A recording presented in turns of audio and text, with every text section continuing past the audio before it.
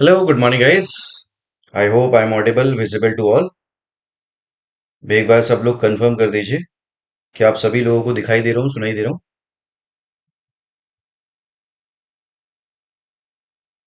जी। नरेन, नताशा, फौजिया, श्रुति। बहुत बढ़िया दोस्त। चलिए भाई शुरू करते हैं भाई अपनी कंपनी लॉ की क्लास को। भाई आज मैं आप लोगों के साथ कंपनी लॉ के बारे में बात करने वाला हूँ और कंपनी लॉ से रिलेटेड जो ब्रीफ है वो मैं आप लोगों को आज की इस क्लास में देने वाला हूँ। यानी कि हम लोग कंपनी लॉ में उस तरीके से बेस को पढ़ेंगे जैसे कि आप लोगों ने पहली बार कंपनी लॉ पढ़ रहे हैं और सीख रहे हैं। वैसे तो आप लोगों ने अपनी एलएलबी की में कंपनी लॉ को पढ़ा होता है, पर उस समय हम लोग उतना अच्छे से नहीं पढ़ पाते, नहीं समझ पाते कि उसके बेसिक को समझ पाए, और वो हमारे लिए हमेशा एक हर्डल बन के खड़ा हो जाता है। तो आज की इस क्लास में मैं आप लोगों के साथ कोशिश करूंगा कि आप लोगों को इस तरीके से उस आसान भाषा में कंपनी लॉ बताऊं कि वो कंपनी लॉ एक्चुअल में आपको अपना जैसा लगने लगे। तो इस क्लास का जो पर्पस है वो कंपनी लॉ के बेसिक को कवर करना है और साथ ही आप लोगों को एग्जाम में जो क्वेश्चन पूछे जा सकते हैं उसे कवर करना है। तो आइए दोस्तों मैं आप लोगों के साथ कंपनी लॉ की क्लास को स्टार्ट करता हूं, पर उससे पहले एक बार भाई ग्रुप पर भी मैसेज डाल दिया जाए कि अब मैं लाइव हूं।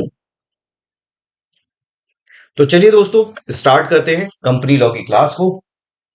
तो इससे पहले कि मैं आप लोगों के साथ देखो बता दूं कि भाई कंपनी लॉ को मैं ऐसे करके आप लोगों को पूरी स्लाइड्स बना के लेकर आया हूं आप लोगों के लिए कि मैं आप लोगों को अच्छे से डिटेल में सेक्शंस के साथ इंक्लूडिंग, भाई कुछ बच्चों ने मुझसे कहा था कि सर केस लॉज के साथ पढ़ाइएगा, तो केस लॉज भी इसके अंदर मैं आप लोगों के साथ कवर करने वाला हूं। इससे पहले कि मैं आप लोगों को ये सारी चीजें पढ़ाना या बताना शुरू करूं, उससे पहले एक छोटी सी इंफॉर्मेशन है आप लोगों के लिए कि भाई इस समय क्रिसमस है, तो मैरी क्रिसमस और टू ऑल गाइस।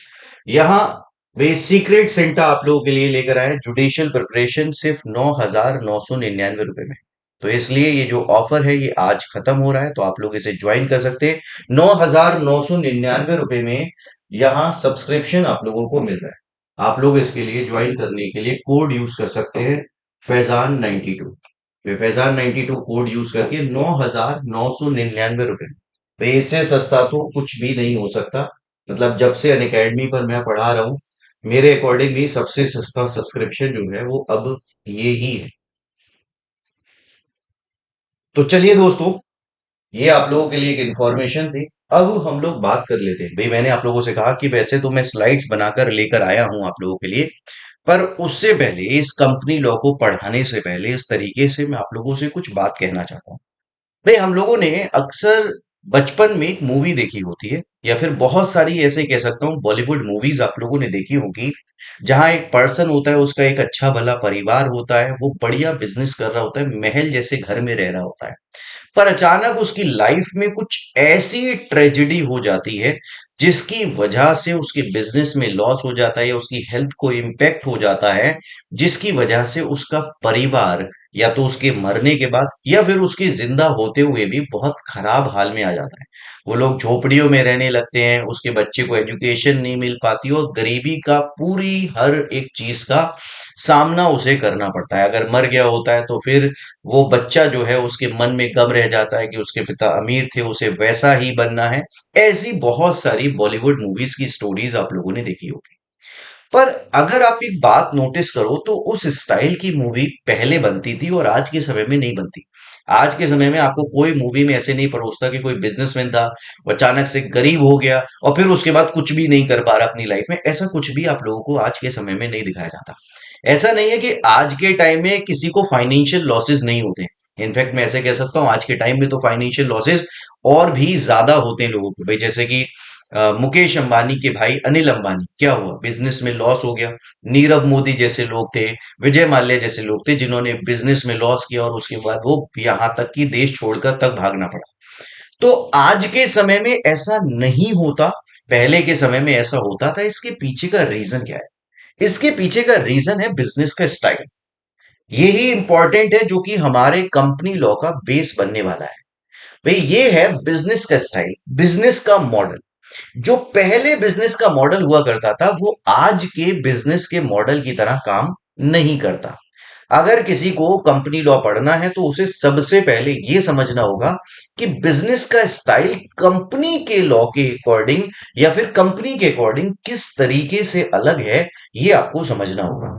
तो मैंने आप लोगों को स्टोरी बताई थी और उसके अंदर मैंने आप लोगों को यहां यह भी बता दिया था कि भाई कैसे बिजनेस जो है वो पहले लोग गरीब हुआ जाते थे जब बिजनेस करते थे। तो देखो, जब भी कोई पर्सन बिजनेस करता है तो उसके पास बिजनेस करने के कुछ मॉडल्स होते हैं। बिजनेस करने के उसके पास कुछ मॉडल्स होते हैं भाई, जैसे कि किसी पर्सन के पास मॉडल है सोल प्रोप्राइटरशिप का। किसी पर्सन के पास मॉडल है सोल प्रोप्राइटरशिप का, यानी कि कोई पर्सन अगर इंडिविजुअल बेसिस पर बिजनेस करना चाहता है तो वो यहां अपने पेन और जीएसटी के बेसिस पर बिजनेस कर सकता है। अपने पेन और जीएसटी के बेसिस पर बिजनेस कर सकता है अगर कोई पर्सन सोल प्रोप्राइटरशिप में बिजनेस करना चाहता है। दूसरा ऑप्शन उस पर्सन के पास बिजनेस करने का क्या है, वो है यहां पार्टनरशिप बनाकर बिजनेस करना। पार्टनरशिप बनाकर बिजनेस करना भाई, जब वो पर्सन पार्टनरशिप बनाकर बिजनेस करेगा तो इसमें पहली बात तो दो या दो से ज्यादा लोगों की जरूरत होगी। दो या दो से ज्यादा लोगों की जरूरत होगी। और उसके बाद यहां भी सारे लोगों का पैन कार्ड चाहिए, जीएसटी चाहिए और एक पार्टनरशिप डीड चाहिए। एक पार्टनरशिप डीड चाहिए जो कि 750 रुपए के स्टैम्प पेपर पे बन जाए। एक दूसरा मॉडल जो है वो बिजनेस करने का ये हो गया कि पार्टनरशिप के अंदर बिजनेस कर रहा है। एक तीसरा बिजनेस मॉडल है, वो है हिंदू अनडिवाइडेड फैमिली का। बहुत फेमस मेथड नहीं है पर एक्चुअल में एग्जिस्ट करता है। हिंदू अनडिवाइडेड फैमिली भाई, इसके अंदर जो है जो भी लोग हैं वो आपस में फैमिली मेंबर्स होने चाहिए। आपस में फैमिली मेंबर्स होने चाहिए। यहां भी पेन चाहिए होता है, जीएसटी चाहिए होता है। पेन चाहिए होता है और जीएसटी चाहिए होता है यहां। और एक पेन कार्ड जो है वो कर्ता के नाम से, एचयूएफ के नाम से आकर इशू हो जाता है। ये तीसरा मॉडल है बिजनेस करने का। अब एक हमारे मतलब का मॉडल ये है यहां, ये है यहां कंपनी के फॉर्म में बिजनेस कर। कंपनी के फॉर्म में बिजनेस कर भाई, कंपनी के फॉर्म में बिजनेस करने का क्या होता है भाई, कंपनी के फॉर्म में यहां आप इस कंपनी को इनकॉर्पोरेट करते हो। इस कंपनी को आप इनकॉर्पोरेट करते हो। इनकॉर्पोरेट कैसे करते हो, तो इनकॉर्पोरेट करते हो मिनिस्ट्री ऑफ कॉर्पोरेट अफेयर्स पर इसे रजिस्टर करा। मिनिस्ट्री ऑफ कॉर्पोरेट अफेयर्स पे इसे रजिस्टर करा के इस कंपनी को रजिस्टर करते हो। जैसे ही आप इस कंपनी को इनकॉर्पोरेट करा लेते हो या फिर ऐसे बोलो रजिस्टर करा लेते हो, तो अब इसका स्टेटस इन सब से अलग हो जाता है। इनका स्टेटस इस सब से अलग हो जाता है। इस मॉडल्स में यहां इन मॉडल में बिजनेस करने का बस एक ही बेनिफिट है। बेनिफिट क्या है इस मॉडल में बिजनेस करने का, कि लॉ की जो कंप्लाइंस है ना, जो लॉ की कंप्लाइंस है वो इसमें बहुत कम है। लॉ की कंप्लाइंस जो है इसमें बहुत कम है। बहुत कम कंप्लाइंसेस होती हैं इसमें। वहीं अगर मैं बात करूं इसमें रिस्क जो है, रिस्क जो है वो बहुत हाई होता है। रिस्क बहुत हाई होता है। मतलब रिस्क हाई होता है, इसका क्या मतलब है, इसका मतलब यह है किसी पर्सन को जब भी कोई लॉस होगा तो वो लॉस उसे बियर करना पड़ेगा इंडिविजुअल लेवल तक। यानी कि उसके घर की एक एक चीज को बेचकर पैसा वसूला जाएगा और वो लोगों का जो उधार होगा उसे चुकाने में दिया जाएगा। या फिर कंपनी में जो भी जिसकी वजह से लॉस हुआ होगा उसके बेसिस पर यह काम किया जाएगा। ये इन मॉडल का सबसे बड़ा नुकसान है। तो यहां जरूरत पड़ी एक कंपनी के मॉडल के तौर पर एक नया मॉडल बिजनेस का प्रपोज करने के लिए। सर, कंपनी का मॉडल पहली बार किसने क्यों और कैसे ही सोचा, क्यों और कैसे ही सोचा। भाई देखो, देश में हर कोई पर्सन जो है ना जॉब नहीं ढूंढ सकता और ना हर किसी को जॉब दी जा सकती है। ना भले ही कोई प्राइवेट कंपनी जॉब दे सकती है, ना कोई पब्लिक कंपनी जॉब दे सकती है, जब तक कि बिजनेस करने वाला पर्सन नहीं होगा। जब तक कि बिजनेस करने वाला पर्सन नहीं होगा तब तक जो है ना देश चल पाएगा ना इकोनॉमी ग्रो कर पाएगी। तो इसलिए बिजनेस को एक अच्छा एनवायरनमेंट देने की जरूरत थी। बिजनेस को एक अच्छा एनवायरनमेंट देने की जरूरत थी। और बिजनेस में जैसा कि हम जानते हैं कि रिस्क तो इन्वॉल्व होता ही है। तो लोगों के रिस्क को ना कम करने की कोशिश की गई। लोगों के रिस्क को कम करने की कोशिश की गई। भाई कैसे कोशिश की गई कंपनी इसे बिजनेस को रिस्क को कम करने की? तो उन्होंने ये कहा कि भाई देखो, आप ना बिजनेस करने जाओगे तो हम बिजनेस जब आप हमारे बताए हुए तरीके से करोगे, भाई हमारे बताए हुए तरीके से बताओ करोगे, यानी कि लॉ की कंप्लाइंस करते हुए अगर आप बिजनेस करोगे तो हम आपके रिस्क को कम कर सकते हैं। लॉ की कंप्लाइंस करते हुए अगर बिजनेस आप करोगे तो हम आपको यहां आपके रिस्क को कम कर सकते हैं। बोले कैसे कम कर सकते हो रिस्क को आप? हमें पैसा दोगे? बोले नहीं, पैसा देके रिस्क को कम नहीं करेंगे, बल्कि जो आप बिजनेस कर रहे हो इस बिजनेस के चारों तरफ ना एक शील्ड बना देंगे। इस बिजनेस के चारों तरफ एक शील्ड बना देंगे और आप प्रोटेक्ट हो जाओगे। बोले कैसे शील्ड बना दोगे?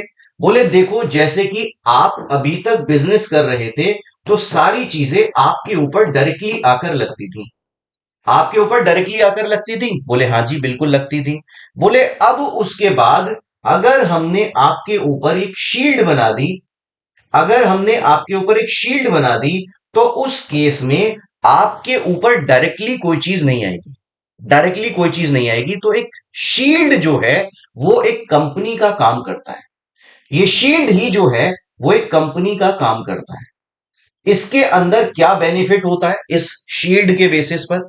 इस शील्ड के बेसिस पर बेनिफिट ये होता है कि जो कंपनी है उसकी एक सेपरेट आइडेंटिटी हो जाती है। उसकी एक सेपरेट आइडेंटिटी हो जाती है, यानी कि बिजनेसमैन की आइडेंटिटी अलग हो गई और इस शील्ड की आइडेंटिटी अलग हो गई। इसके साथ साथ इससे क्या होता है भाई? इससे यहां ये जो कंपनी है इसे बिजनेस जो है वो गोइंग कंसर्न हो जाता है। बिजनेस जो है वो गोइंग कंसर्न हो जाता है। कैसे गोइंग कंसर्न हो जाता है भाई? बिजनेस जो है वो लगातार चलता रहेगा, कोई रोक नहीं पाएगा बिजनेस को। यानी कि ये मर गया तो इसके अंदर किसी दूसरे पर्सन को, इसके किसी परिवार वाले को फिट कर दिया, तीसरे किसी पर्सन को फिट कर दिया। तो इस तरीके से ये एक शील्ड का काम करेगी कंपनी। तो ये जो कंपनी है वो कंपनी क्या करती है? तो कंपनी जो है किसी बिजनेसमैन को उसकी आइडेंटिटी से अलग करती है, जिसके बेसिस पर बिजनेस का एक इजी एनवायरनमेंट दिया जा सके और उस पर्सन की आइडेंटिटी उससे अलग रहे। और ऐसे केसेस में उसे लॉ की कंप्लाइंस करते हुए बिजनेस करना हो। लॉ की कंप्लाइंस करते हुए बिजनेस करना हो। थोड़ी सी आगे की बात और बता रहा हूं भाई, इसमें एक बेनिफिट और होता है। ये कहते हैं जब आप ऐसा बिजनेस कर रहे हो तो आप अकेले मत करो, बल्कि किसी को साथ में लेकर करो। किसी को साथ में लेकर बिजनेस करो। एक तो इससे बेनिफिट होगा। भाई बेनिफिट क्या होगा कि आपको कभी भी कैपिटल की कोई कमी नहीं होगी, यानी कि आपको कभी भी पैसे की कोई कमी नहीं होगी।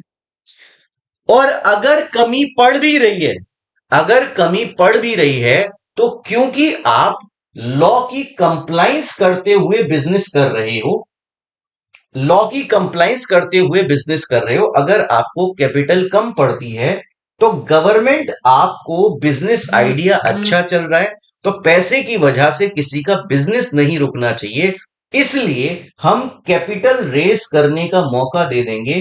किससे? पब्लिक से। यानी कि लोगों से आप पैसा जो है उठा सकते हो। ये जो है एक आपको तरीका दे देंगे कि आपका बिजनेस मॉडल अच्छा है तो आप पैसे की वजह से मत रुको। तो इसके बेसिस पर यहां शेयर्स इशू करने की परमिशन दे दी जाती है। तो इसके बेसिस पर यहां शेयर्स इशू करने की परमिशन दे दी जाती है। यानी कि अब ये जो पब्लिक के लोग हैं ये भी इस कंपनी में एक हिस्सेदारी के तौर पर आ गए, जिससे ना सिर्फ बिजनेस ग्रो हो रहा है, ये 2 लोग या 4 लोग ग्रो हो रहे हैं, बल्कि लोग जो छोटे छोटे पब्लिक में बैठे हुए हैं और उनके पास कोई बिजनेस आइडिया नहीं है, पर ऐसी छोटी पूंजी जरूर है जिसे वो सही जगह लगाना चाहते हैं और कमाना चाहते हैं, तो एक किसी बड़े बिजनेस आइडिया के साथ उसे जोड़ दिया जाए तो उस पर्सन को पैसे मिल जाते हैं, इन्हें उसमें प्रॉफिटेबिलिटी मिल जाती है। तो इस तरीके से पूरे बिजनेस स्ट्रक्चर को बनाया गया। अब बिजनेस स्ट्रक्चर ऑलरेडी पहले काम करता था, बाद में लॉ लिखा गया है। देखो ये बात हमें समझने की जरूरत है कि बिजनेस स्ट्रक्चर ऑलरेडी पहले एग्जिस्ट करता था, बाद में इसके रिगार्डिंग लॉ लिखा गया है। तो उसी के बेसिस पर अब कंपनी लॉ क्या कहता है, हमें यह समझने की जरूरत है। भाई क्या बताया मैंने, फिर से रिपीट कर रहा हूं भाई, मैंने बताया कि बिजनेस करने के बहुत सारे मॉडल्स होते हैं, पर जैसा कि पुरानी मूवीज में दिखाया जाता था कि अक्सर बिजनेसमैन को नुकसान हो जाता था, परिवार रोड पे आ जाता था, कोई भी पर्सन बिजनेस करने में इंटरेस्टेड नहीं होता था। सब लोग कहते थे नौकरी ढूंढो नौकरी ढूंढो, गवर्नमेंट कहां से इतनी नौकरी दे, कोई बिजनेस करने वाला नहीं होगा तो नौकरी कहां से आएगी। तो इसलिए यहां जरूरत पड़ी कि भाई एक ऐसी बिजनेस हेल्दी एनवायरनमेंट दिया जाए जिससे लोग जो रिस्क फेस करते हैं वो अचानक से रिस्क फेस ना करें। इसके बेसिस पर उनसे बस एक ही बात की उम्मीद की जा रही है। क्या उम्मीद की जा रही है? कि भाई आप बिजनेस को अपने लॉ की कंप्लाइंस के अकॉर्डिंग चलाओगे, यानी कि जैसा जैसा हम बताएंगे वैसे वैसे आप हमें अपने बिजनेस के बारे में डे टू डे बेसिस पर इंफॉर्मेशन देते चले जाओगे। तो लॉ की कंप्लाइंसेस के अकॉर्डिंग बिजनेस चलाने का मतलब यह है कि आप गवर्नमेंट को जो है इंफॉर्मेशन टाइमली रिटर्न्स के फॉर्म में फाइल करते रहोगे। इसी के बेसिस पर इसे यहां एक बिजनेस मॉडल सजेस्ट किया गया कि कोई बिजनेसमैन है उसे डायरेक्टली हर एक चीज का सामना करना पड़ता है, तो लॉ ने उसके अगेंस्ट एक शील्ड बना दी है, जिसे हम शील्ड थ्योरी, ब्रैकेट थ्योरी या फिर जुरिस्प्रूडेंस में पढ़ते भी हैं फिक्शनल थ्योरी, उसके अंदर बात करते हैं। तो ये शील्ड बना दी है, इस शील्ड को ही हम कंपनी कहते हैं। ये बिजनेसमैन को सारी चीजों से रोकने के लिए है, जैसे कि बिजनेसमैन की और इसकी आइडेंटिटी अलग कर दी जाती है। इससे कोई पर्सन इस ब्रैकेट के अंदर है, इसे निकालकर किसी दूसरे ब्रैकेट के अंदर डाल दिया जाता है। तो ऐसे करके जो कंपनी है वो लगातार चलती रहती है। इससे गवर्नमेंट को भी नुकसान नहीं होता कि भाई कोई पर्सन आज कंपनी बंद करके भाग गया तो फिर अब आगे लोगों को जॉब कौन देगा। भाई जैसे कि वो सत्यम कंपनी में घोटाला हुआ था ना, फिर उसे बाद में महिंद्रा ने हायर कर लिया और चल रही है वो कंपनी, तो इसको निकाला दूसरे को फिट कर दिया। तो ऐसे करके बिजनेस चल रहा है। उसके बाद कैपिटल जो है उसके लिए कहा जा रहा है कि देखो अगर तुम्हारे पास कैपिटल कम पड़ेगी, तुम्हारे पास कैपिटल कम पड़ेगी क्योंकि तुम लॉ की कंप्लायंस के अकॉर्डिंग बिजनेस कर रहे हो, तो इसलिए हम तुम्हें अलाउ करेंगे कि तुम पब्लिक से पैसा ले सकते हो शेयर्स के फॉर्म में। शेयर्स के फॉर्म में पैसा ले सकते हो। तो जब तुम शेयर्स के फॉर्म में इस पब्लिक से पैसा उठाओगे तो इस वाली पब्लिक को जिसने तुम्हारे शेयर्स परचेस किए होंगे इसे हम बोल देंगे शेयर होल्डर, इसे हम बोल देंगे शेयर होल्डर। और उसके बाद ये जो लोग हैं जो कि इस ब्रैकेट के अंदर हैं, जो इस ब्रैकेट के अंदर हैं, जो कि कंपनी का डिसीजन ले रहे हैं, कंपनी का मैनेजमेंट संभाल रहे हैं, भाई कंपनी के रिगार्डिंग डिसीजन ले रहे हैं और कंपनी के रिगार्डिंग मैनेजमेंट संभाल रहे हैं, इसे हम कह देते हैं बोर्ड ऑफ डायरेक्टर्स। इसे हम क्या कह देते हैं? इसे हम कह देते हैं बोर्ड ऑफ डायरेक्टर्स। इसे हम कह देते हैं बोर्ड ऑफ डायरेक्टर्स। तो देखो कंपनी में आपको बोर्ड ऑफ डायरेक्टर्स मिलते हैं, कंपनी के मेंबर्स और शेयर होल्डर्स मिलते हैं और कंपनी के फीचर्स मिलते हैं। यही तो सब कुछ मिलकर कंपनी लॉ लिखा हुआ है। यही सब कुछ मिलकर कंपनी लॉ लिखा हुआ है और कुछ नहीं है कंपनी लॉ में। आइए दोस्तों, ये बात मेरी आप लोगों को समझ आई है? पहले ये बता दो मुझे, दोस्तों पहले ये बताओ यहां तक की स्टोरी समझ आई है? अब कंपनी लॉ में कुछ नहीं रह जाएगा अगर ये बात समझ गए हो। अगर यहां तक कोई बच्चा नहीं रुका, ये बात समझने के लिए तैयार नहीं है, तो कंपनी लॉ समझ ही नहीं सकता। उसके लिए ऐसा कंटेंट हो जाएगा कि वो फंस जाएगा उसमें। क्योंकि समझने की जरूरत है कि बिजनेस मॉडल ऑलरेडी एग्जिस्ट करता था, उसके बाद कंपनी लॉ लिखे गए हैं। अब उसके बाद आइए मैं आप लोगों को आगे लेकर चलता हूं। अब मैं आप लोगों को वापस से अपनी जो स्लाइड्स थी उसकी तरफ लेके चलता हूं। भाई जो स्लाइड्स थी उसकी तरफ हम लोग लेके चल रहे हैं कि हम लोगों ने कंपनी लॉ में क्या पढ़ना है। भाई देखो सबसे पहले हम लोग कंपनी लॉ पढ़ने वाले हैं, तो सबसे पहले ये समझ लेते हैं कि भाई ये जो कंपनी है ये मतलब कहां से निकल कर आया। तो भाई पहले जो है, जो अंग्रेजों के जमाने में जब लोग साथ में मिलकर बैठकर खाते थे एक साथ और उस पर अपना डिस्कशन करते थे, तो उस चीज को हम कंपनी कहते थे।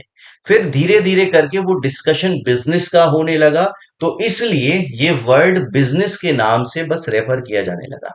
अदरवाइज लोग अक्सर कहते हैं ना कि तुम्हारी कंपनी अच्छी नहीं है, तो ऐसा थोड़ी है वो पर्सन बिजनेस कर रहा है, मतलब उसके दोस्त यार जो लोग हैं उसके आसपास के सराउंडिंग वो अच्छी नहीं है, तो कंपनी वर्ड वहीं से निकल कर आया। पर यहां जो लोग बिजनेस का डिस्कशन करने के लिए साथ में इकट्ठे होते हैं, उन्हीं के लिए एक वर्ड यहां रख दिया गया जो कि कंपनी के नाम से कह रहे हैं। तो कंपनी आज के टाइम में क्या है, तो कंपनी एक एसोसिएशन है, एक जैसे लोगों का जो एक जैसा सोचते हैं और बिजनेस करने के लिए इकट्ठा हुए हैं। तो अगर कंपनी लॉ के रेफरेंस में कंपनी वर्ड को समझने की कोशिश करूं जनरल भाषा में, तो इसका मतलब क्या है? इसका मतलब ये है, वो लोग जो एक जैसा सोचते हैं और वो इकट्ठे हुए हैं बिजनेस करने के लिए, इन्हें हम कंपनी के नाम से बुलाते हैं।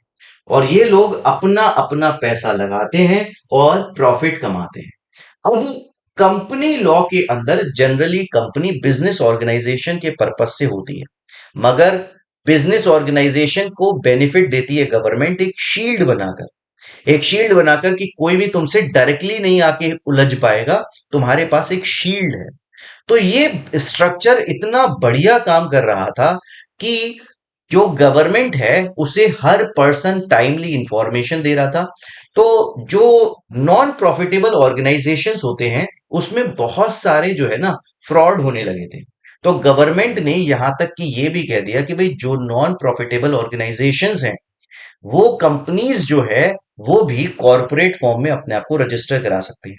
तो आज के समय में ना सिर्फ प्रॉफिटेबल कंपनीज काम करती हैं, बल्कि नॉन प्रॉफिटेबल कंपनीज भी यहां इसके रेफरेंस में काम कर रही हैं। तो ये जो डेफिनेशन है कंपनी से रिलेटेड, यहां इस पॉइंट पर लिखी हुई मिलती है हमें एक स्मिथ वर्सेस एंडरसन के केस लॉ के थ्रू। स्मिथ वर्सेस एंडरसन का केस लॉ है जिसके अंदर बताया गया था जो एसोसिएशन ऑफ इंडिविजुअल है जो किसी पर्पस से मिलते हैं। भाई ऐसा नहीं है चाय की टपरी पे बैठ गए इधर उधर की बातें करने की, नहीं, जो किसी पर्पस से मिल रहे हैं उसे हम कंपनी कहते हैं, उसे हम कंपनी कहते हैं। ये बात हमें यहां इसके रेफरेंस में मिलती है। अब उसके बाद ये कहते हैं कि कंपनी जो है वो दो तरीके की हो सकती है, एक है इनकॉर्पोरेटेड फॉर्म, एक है अनइनकॉर्पोरेटेड फॉर्म। भाई इनकॉर्पोरेटेड फॉर्म जैसा कि मैंने आपको बताया, किसी पर्सन ने अपने आप को एमसीए पर रजिस्टर करके कंपनी बनाई है, तो उसे हम क्या बोलते हैं? उसे हम बोलते हैं इनकॉर्पोरेटेड फॉर्म।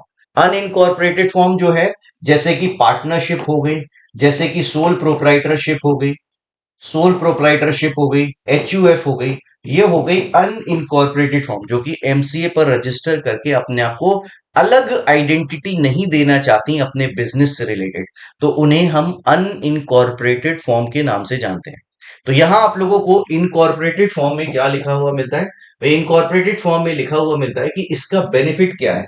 देखो सबसे पहला बेनिफिट ही ये लिखा हुआ मिलेगा हर जगह, सेपरेट लीगल पर्सन, क्योंकि पहली बार कंपनी जो सोची गई उसके पीछे का पर्पस ही था कि बिजनेस को हेल्दी एनवायरनमेंट देने के लिए उसकी आइडेंटिटी को अलग किया जाए बिजनेसमैन की आइडेंटिटी से, ताकि वो फ्रीली अपना काम कर पाए।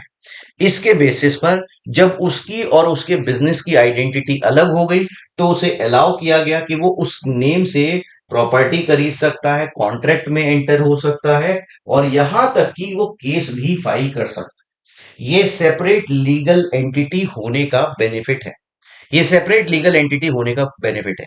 जैसा कि मैंने आप लोगों को बताया कि भाई अनइनकॉर्पोरेटेड एसोसिएशन कौन सी होती है? जो कि एमसीए पे रजिस्टर्ड होकर नहीं बनी, जो अपनी आइडेंटिटी को बिजनेस आइडेंटिटी से अलग नहीं करना चाहते, उन लोगों को अनइनकॉर्पोरेटेड फॉर्म के तौर पे हम जान सकते हैं। ये कहलाई पार्टनरशिप फर्म, ये कहलाई पार्टनरशिप फर्म। उसके बाद बॉडी कॉर्पोरेट क्या होती है? तो भाई जो कोई आर्टिफिशियल लीगल पर्सन है उसे हम बॉडी कॉर्पोरेट के नाम से जानते हैं। ठीक है, भाई जो कंपनीज हैं उसे अलग से भी क्रिएट किया जाता है जिसे स्टेट्यूट कंपनी बोलते हैं, मगर आपके मतलब का नहीं है, जाने देते हैं अभी। अब उसके बाद हम लोग बात कर लेते हैं सेक्शन 2 क्लॉज 20 के बाद। वही सेक्शन 2 क्लॉज 20 आप लोगों को कंपनीज एक्ट में कंपनी की डेफिनेशन बताता है। अभी तक तो हम जनरल भाषा में बात कर रहे थे, हम समझ रहे थे कि केस लॉ के थ्रू पहली बार कंपनी की डेफिनेशन कहां से सोची गई। अब हम बात कर रहे हैं कि कंपनी की डेफिनेशन कंपनीज एक्ट के अकॉर्डिंग क्या है। तो कंपनी की डेफिनेशन कंपनीज एक्ट के अकॉर्डिंग है कि कोई कंपनी या तो यहां इस लॉ के अंदर इनकॉर्पोरेट हुई हो या फिर प्रीवियस लॉ के अंदर इनकॉर्पोरेट हुई हो।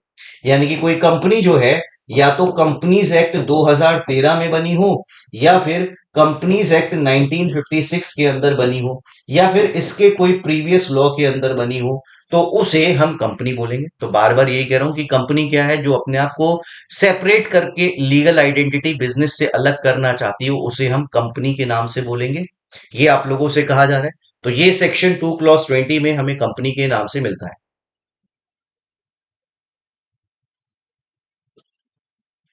अब उसके बाद हम लोग कंपनी से रिलेटेड आगे की बात कर लेते हैं। भाई कंपनी के कैरेक्टरिस्टिक की बात कर लेते हैं। भाई कंपनी के कैरेक्टरिस्टिक क्या होते हैं? भाई सारी चीजें आप लोगों से पेपर में पूछी जा सकती है अलग अलग तरीके से। तो पर्पज है कि आप लोग इसे समझ पाएं, सीख पाएं, क्योंकि वो बेसिक चीज है जिसमें बच्चा अक्सर इंटरेस्ट नहीं दिखाता। पर मैं बोलूंगा बहुत ही आसान है, बस उसे प्रैक्टिकल वे में समझने की जरूरत है। भाई यहां कैरेक्टरिस्टिक में पहला पॉइंट क्या है?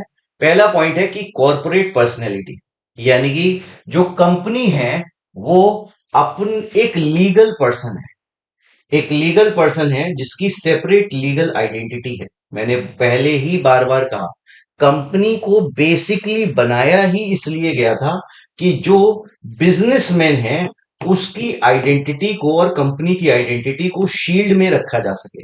ये शील्ड बना दी बिजनेसमैन के चारों तरफ, जिससे अब उसकी आइडेंटिटी छुपी हुई है, कंपनी की आइडेंटिटी मेन है, जिसकी वजह से कोई भी पर्सन अगर हार्म कॉज करने की कोशिश करेगा वो यहीं रुक जाएगा, इस तक नहीं आएगा। ये बेसिक पर्पस था कंपनी का। तो कॉर्पोरेट पर्सनैलिटी है जो अपने नाम पर सारे काम कर सकती है, कॉन्ट्रैक्ट कर सकती है, बैंक अकाउंट ओपन कर सकती है, बोरो कर सकती है। ये सेपरेट लीगल एंटिटी है। इस पॉइंट पर भाई सबसे फेमस केस लो आप लोगों को मिलता है। तो केस का नाम है Solomon versus Solomon company limited. ये केस लॉ आप लोगों को बहुत ही फेमस मिलता है। तो इस केस लॉ के अंदर कहा जाता है कि कंपनी और उसके मेंबर्स वो अलग अलग है, और कंपनी जो है वो एजेंट नहीं है। यानी कि कंपनी एजेंट नहीं है। ये नहीं कह सकते अरे बॉक्स में तो यही आदमी बैठा है तो काम तो यही कर रहा है, बॉक्स अपने आप थोड़ी काम कर लेगा, ऐसी बात नहीं बोल सकते, क्योंकि लेजिस्लेचर ने उस आइडेंटिटी को अलग किया है। तो इतने समझदार तुम लेजिस्लेचर के सामने नहीं बन सकते। इसलिए बॉक्स की आइडेंटिटी अलग है, जो उसमें बैठा हुआ पर्सन है उसकी आइडेंटिटी अलग है, क्योंकि ये लीगल फिक्शन जो है वो खुद लेजिस्लेचर क्रिएट करता है। तो इसलिए आप ये नहीं कह सकते कि कंपनी है तो उसी की एजेंट ना, काम तो उसी के लिए कर रही है, काम तो उसी ने किया होगा, नहीं अलाउ है कहना। तो ये बात आप लोगों से सोलोमन वर्सेस सोलोमन के केस लॉ में कही गई थी। उसके बाद यहां बात आती है भाई लिमिटेड लाइबिलिटी की। भाई लिमिटेड लाइबिलिटी का क्या मतलब है? तो मैंने बताया कि भाई बिजनेसमैन को इस बॉक्स में बंद कर दिया गया है, बिजनेसमैन को इस बॉक्स में बंद कर दिया गया है, और इसमें इसकी आइडेंटिटी अलग हो गई और बिजनेसमैन की आइडेंटिटी अलग हो गई, ताकि उसकी डायरेक्टली कोई भी बिजनेस से रिलेटेड रिस्क है वो उसकी लाइफ को इफेक्ट ना करे। क्योंकि कितने लोग ही हैं जो इंडिया में या कहीं और बिजनेस करने का सोचते हैं। हर आदमी को जॉब चाहिए, फिक्स इनकम चाहिए। कोई पर्सन रिस्क लेने वाला है तो उसे प्रोटेक्ट तो करना पड़ेगा ना। तो जब कोई पर्सन रिस्क लेने के लिए तैयार है और उसे प्रोटेक्ट किया जा रहा है, तो उसके रेफरेंस में मैंने कहा कि वो पूछता है कैसे प्रोटेक्ट करोगे। तो पहले तो शील्ड बना दी कि उसके चारों तरफ, उसके बाद उसकी लाइबिलिटी जो है वो लिमिटेड कर दी। भाई कैसे लिमिटेड कर दी? बोले जितने रुपए की कंपनी में वो शेयर्स लेगा उतने से उसकी लाइबिलिटी लिमिटेड होगी। अब ऐसा नहीं है कि उसे लॉस हुआ 500 करोड़ का तो 500 करोड़ उसे देने पड़ेंगे। अगर उसने सिर्फ 50 करोड़ तक के बारे में लिखा है कि उसके लिए मैं जिम्मेदार हूं, या फिर मेरा हिस्सेदारी सिर्फ 50 करोड़ रुपए तक है, तो सिर्फ 50 करोड़ तक ही उसे देना है। ये लिमिटेड लाइबिलिटी का कॉन्सेप्ट है। उसके बाद परपीचुअल सक्सेशन। भाई बहुत बार क्या होता था, भाई पिता बिजनेस करते थे, पिता की डेथ हो जाती थी, बेटा बिजनेस करने आता था, तो लोग कहते थे अरे नया लड़का है वो तो क्या ही करेगा, ये तो नया लड़का है वो तो क्या ही करेगा। अब उन सारी चीजों को भी खत्म कर दिया। बोले कैसे? बोले देखो, बॉक्स था, बॉक्स था, इसके अंदर पहले पिताजी होते थे तो उनकी आइडेंटिटी पर कोई रिस्क नहीं था। अब इसकी जगह इनका बेटा आकर खड़ा हो जाएगा तो सब लोग जानते तो इस बॉक्स वाली आइडेंटिटी को है ना। यानी कि जो ये बिजनेस आइडेंटिटी क्रिएट की जा रही है बॉक्स के फॉर्म में, सब लोग जानते तो उसे ही है ना। तभी तो ये शील्ड क्रिएट करने का बेनिफिट है। भाई जैसे कि सत्यम कंपनी काम करती थी, अब सत्यम कंपनी जो है वो किसी और के पास चली गई तो आप जानते तो उसी को हो। भाई जैसे कि पहले वोडाफोन और आइडिया दो अलग अलग कंपनी हुआ करती थी, उसके बाद वो कंपनी जो है किसी और के पास चली गई, है ना। तो आप आज भी उसे यूज कर रहे हो, आप ये नहीं कहते अरे नहीं नहीं अब तो वो बदल गया है, ऐसा कुछ नहीं कहते। जैसे कि फॉर एन एग्जांपल, भाई पहले हज कंपनी हुआ करती थी, फिर उसका नाम बदल के वोडाफोन कर दिया, ओनर भी चेंज हो गया, पर आपको कोई फर्क नहीं पड़ा क्योंकि आप सिर्फ इस बॉक्स को जानते थे। अगर वो किसी इंडिविजुअल को जानते होते तो शायद आपको इफेक्ट होता। भाई जैसे कि किसी शॉपकीपर के पास जाओ, आप शॉपकीपर के पास जाओ तो बेटा बैठा होगा, तो उस केस में ऐसा लगेगा अरे नहीं ये हमारी बात को समझ नहीं पाया, है ना। वहीं कोई कंपनी पर्सन बैठा हुआ है तो आप क्या बोलते हो, यार तुम्हारी कंपनी का मैनेजर बड़ा खराब है उसे बदलो। वहीं क्या कहते हो, अरे अब वो सही नहीं रह गया इसलिए उस पर्सन के पास जाना सही नहीं है। ये मेंटल इफेक्ट है। इसलिए परपीचुअल सक्सेशन जो है वो कंपनी को गोइंग कंसर्न बना देता है, कंपनी कभी भी उसकी डेथ नहीं होती। सर कितने लेक्चर्स हैं, खत्म बेटा यूट्यूब पर, बेटा आज देखो तुम कंपनी लॉ में तुम्हें पढ़ के कितना मजा आएगा, फिर तुम मुझे बताना कि सर इतना बहुत सारा जो आपने कंटेंट था वो इतनी आसानी से कवर कर दिया। आओ जी। उसके बाद शेयर्स जो है वो ट्रांसफरेबल होते हैं। वे शेयर्स ट्रांसफरेबल होते हैं, एक कंपनी से दूसरी कंपनी के पास शेयर जा सकते हैं, किसी एक पर्सन से दूसरे पर्सन के पास शेयर जा सकते हैं। तो अपनी लाइबिलिटी को जब लगता है कि यार नहीं मुझे ये बिजनेस नहीं करना किसी और को दे देता हूं, तो उसका भी हिसाब है। शेयर्स ट्रांसफर करो, उस बिजनेस को छोड़ दो, आगे बढ़ जाओ। भाई अब तक लगता था कि बुक बेचने का काम बहुत बढ़िया है, अब लगने लगा यार कि सड़क बनाने का काम बढ़िया है। दूसरे पर्सन को शेयर्स बेचो, फ्री हो गए तुम, अब अपने आप निकल जाओ काम करने के लिए। अब ऐसा नहीं है कि नहीं पहले तो मुझे सारा पैसा मार्केट से उठाना पड़ेगा, फिर उसके बाद बिजनेस कंपनी बंद करनी पड़ेगी, नहीं ऐसा भी नहीं करना। ट्रांसफरेबिलिटी ऑफ शेयर्स है, इजी बना दिया, बिजनेस एनवायरनमेंट को इजी करने की कोशिश की है। उसके बाद यहां कहते हैं उसकी जो प्रॉपर्टी है वो सेपरेट प्रॉपर्टी होगी कंपनी की, वो होल्डर्स के नाम पर नहीं होगी। तो इस केस में अगर कोई पर्सन फ्रॉड करने की कोशिश भी करेगा तो जो भी रिस्क होगा वो बिजनेस की आइडेंटिटी तक होगा, उस पर्सन को जो बॉक्स में डाला है, जो कंपनी रन कर रहा है उसके ऊपर कोई रिस्क नहीं आएगा। और उसकी जो कंपनी है उसके जो सिग्नेचर्स हैं वो भी कर दिए जाएंगे, वो भी कर दिए जाएंगे। तो देखो कॉमन सील होगी कंपनी की, कॉमन सील होगी कंपनी की। मगर मैंने देखो एक बात लिख दी है, कंपनीज अमेंडमेंट एक्ट 2015 के बाद अब कॉमन सील जो है वो कंपलसरी नहीं है। कॉमन सील कंपलसरी नहीं है, बल्कि जो डॉक्यूमेंट है उसे दो डायरेक्टर साइन करेंगे या फिर डायरेक्टर और एक कंपनी सेक्रेटरी साइन कर देगा। तो पहले कॉमन सील कंपलसरी हुआ करती थी, पर आज के टाइम में कॉमन सील कंपलसरी नहीं है। तो अमेंडमेंट को भी मैं इंक्लूड करता हुआ चल रहा हूं। ठीक है बेटा, बिल्कुल। अब उसके बाद कंपनी के ऊपर केस फाइल किया जा सकता है और कंपनी भी किसी के ऊपर अपने नाम से केस फाइल कर सकती है। अब उसके बाद बात कर लेते भाई फायदा क्या है, फायदा क्या है इसे बनाने का, कंपनीज को बनाने का फायदा क्या है, एडवांटेज क्या है इसे बनाने का। तो भाई ये कहते हैं पहली बात, उसकी आइडेंटिटी और कंपनी की आइडेंटिटी अलग हो जाती है। ठीक है, तो कंपनी अपने नाम से सब कुछ कर सकती है, लिमिटेड लाइबिलिटी हो जाती है। यानी कि जितना आपने सोचा है कि मुझे इससे ज्यादा मैं बिजनेस में रिस्क नहीं लेना चाहता, उतना ही रिस्क रहेगा। ऐसा नहीं है कि घर वाले रोड पर आ जाएंगे, ऐसा नहीं है। ये लिमिटेड लाइबिलिटी का कॉन्सेप्ट हो गया, परपीचुअल सक्सेशन हो गया, ट्रांसफरेबिलिटी हो गया, कैपेसिटी टू सू हो गया, फ्लेक्सिबिलिटी है भाई, प्रोफेशनल्स आप चेंज कर सकते हो, तो ये भी एक बेनिफिट होता है इसके रेफरेंस में।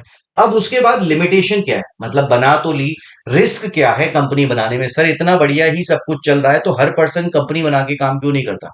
तो इसके पीछे का रीजन है, मैंने कहा कि लॉ की कंप्लायंस करते हुए बिजनेस करोगे तब बेनिफिट दिया जाएगा। तो लॉ की कंप्लायंस में बहुत सारे रिटर्न्स होते हैं, जीएसटी का रिटर्न, इनकम टैक्स का रिटर्न, एमसीए का रिटर्न, हर इंफॉर्मेशन हर मीटिंग पर फाइल कर रहे हो, तो इसलिए यहां जो कॉस्टिंग है ना वो बढ़ जाती है। उसके बाद जो इंटरनल मैनेजमेंट होता है उसे लिमिटेड एक्सेस हो जाता है शेयर होल्डर्स के पास। मतलब जिस पब्लिक ने शेयर्स परचेज किए हैं उन्हें कम जानकारी होगी बिजनेस की, क्योंकि वो साल में सिर्फ एक बार मिलने आएंगे।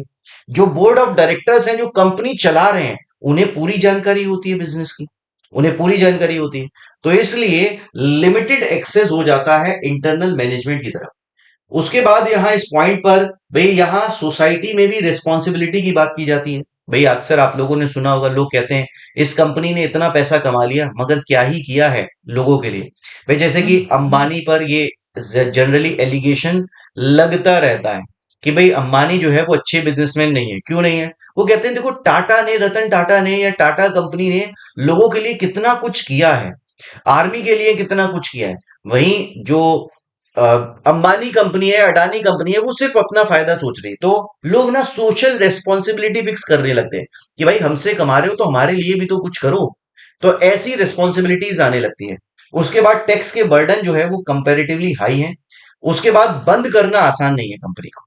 भाई कंपनी खोलना आसान है, इजी है, चलाना आसान है, बंद करना आसान नहीं है। तो कंपनी का वाइंडिंग अप प्रोसेस जो है वो डिफिकल्ट होता है, इसलिए जनरली लोग कंपनी बनाने की तरफ नहीं जाते। अब उसके बाद बात कर लेते हैं lifting of corporate wheel. Lifting of corporate wheel, भाई व्हील का मतलब क्या होता है? कर्टेन कह लो, पर्दा कह लो, जिसे आप जैसे नाम से समझ पाते हो वो समझो। तो देखो, ये एक कॉर्पोरेट का पर्दा था, एक व्हील था, जो कि एक बॉक्स था जो कि क्रिएट किया गया था इस पर्सन को बिजनेस करने के लिए, कि वो लॉ की कंप्लाइंस के अकॉर्डिंग बिजनेस करता रहे। इसलिए लॉ कहता था कि कोई भी बिजनेस रिस्क आएगा वो यहीं तक ही रहेगा, इस पर्सन तक हम वो रिस्क नहीं आने देंगे। हम बिजनेस का वो रिस्क इस पर्सन तक नहीं आने देंगे। इसीलिए तो कंपनी इसे बनाने के लिए बोला गया था, इसीलिए तो इसे बनाने के लिए बोला गया था। मगर ये कहते हैं इसे लिफ्ट कर देंगे या फिर इसे एंड कर देंगे। ये जो कर्टेन बनाया है, इस कर्टेन को हम खत्म कर सकते हैं। बोले क्यों खत्म कर रहे हो सर, क्या हो गया ऐसा कि इसे खत्म कर सकते हो? कहते हैं अगर इसने इस व्हील का गलत फायदा उठाया, पैसा कमाने के लिए गलत फायदा उठाया, तो इसको हम हटा देंगे। तो उस केस में यहां क्या होगा और किस केस में हटाया जा सकता है? तो भाई कहते हैं कंपनी जो है वो एक सेपरेट लीगल पर्सनैलिटी है, मगर एक्चुअल में चला तो उसे कोई ह्यूमन बीइंग ही रहा है, जो कि उसके डायरेक्टर्स हैं और उसके ऑफिसर्स हैं। अगर वो ईमानदारी से चला रहे हैं, लॉ के अकॉर्डिंग चला रहे हैं, तो कोई मुश्किल नहीं है। मगर उन्होंने अगर कोई भी ऐसा काम किया जिसके बेसिस पर वो किसी के साथ इलीगली डील कर रहे हैं, तो ऐसे केसेस में क्या होगा? ऐसे केसेस में व्हील जो है वो लिफ्ट कर दिया जाएगा, यानी कि उस बॉक्स को, जो रिस्क है उसे खत्म कर दिया जाएगा। तो ये रिस्क जो है वो कब जो है आता है? तो ऐसे केसेस में अगर कोई पर्सन फ्रॉड या फिर इम्प्रॉपर कंडक्ट करता है, फ्रॉड या फिर इम्प्रॉपर कंडक्ट करता है। भाई इस पॉइंट पर एक केस लॉ है, गिलफोर्ड मोटर्स वर्सेस हॉर्न का केस लॉ, कि कंपनी ने जो है क्या किया था, अवॉइड करने की कोशिश की थी लीगल ऑब्लिगेशन, तो उसके बेसिस पर व्हील उठा दिया गया था। ये फ्रॉड और इम्प्रॉपर कंडक्ट के बेसिस पर है। भाई यहां किसी पर्सन ने एज एजेंट और ट्रस्टी काम करने की कोशिश की थी लेंडर के नाम पर, तो ऐसे केसेस में यहां अमेरिकन कंपनी थी जिसके केस में व्हील को लिफ्ट कर दिया गया। उसके बाद अगर कोई काम कर रहे हो आप जो कि पब्लिक पॉलिसी के अगेंस्ट है, तो एक केस लॉ मिलता है, कॉनर्स ब्रदर्स वर्सेस कॉनर्स, जहां कंपनी जो है वो एनिमी कंपनी से डील कर रही थी वॉर टाइम में। ठीक है, सेकेंड वर्ल्ड वॉर के टाइम पर जर्मनी की कंपनी जो है वो अमेरिकन कंपनी से डील कर रही है, तो उस केस में पब्लिक पॉलिसी के अगेंस्ट हो गया, इसलिए अलाउ नहीं किया जाएगा।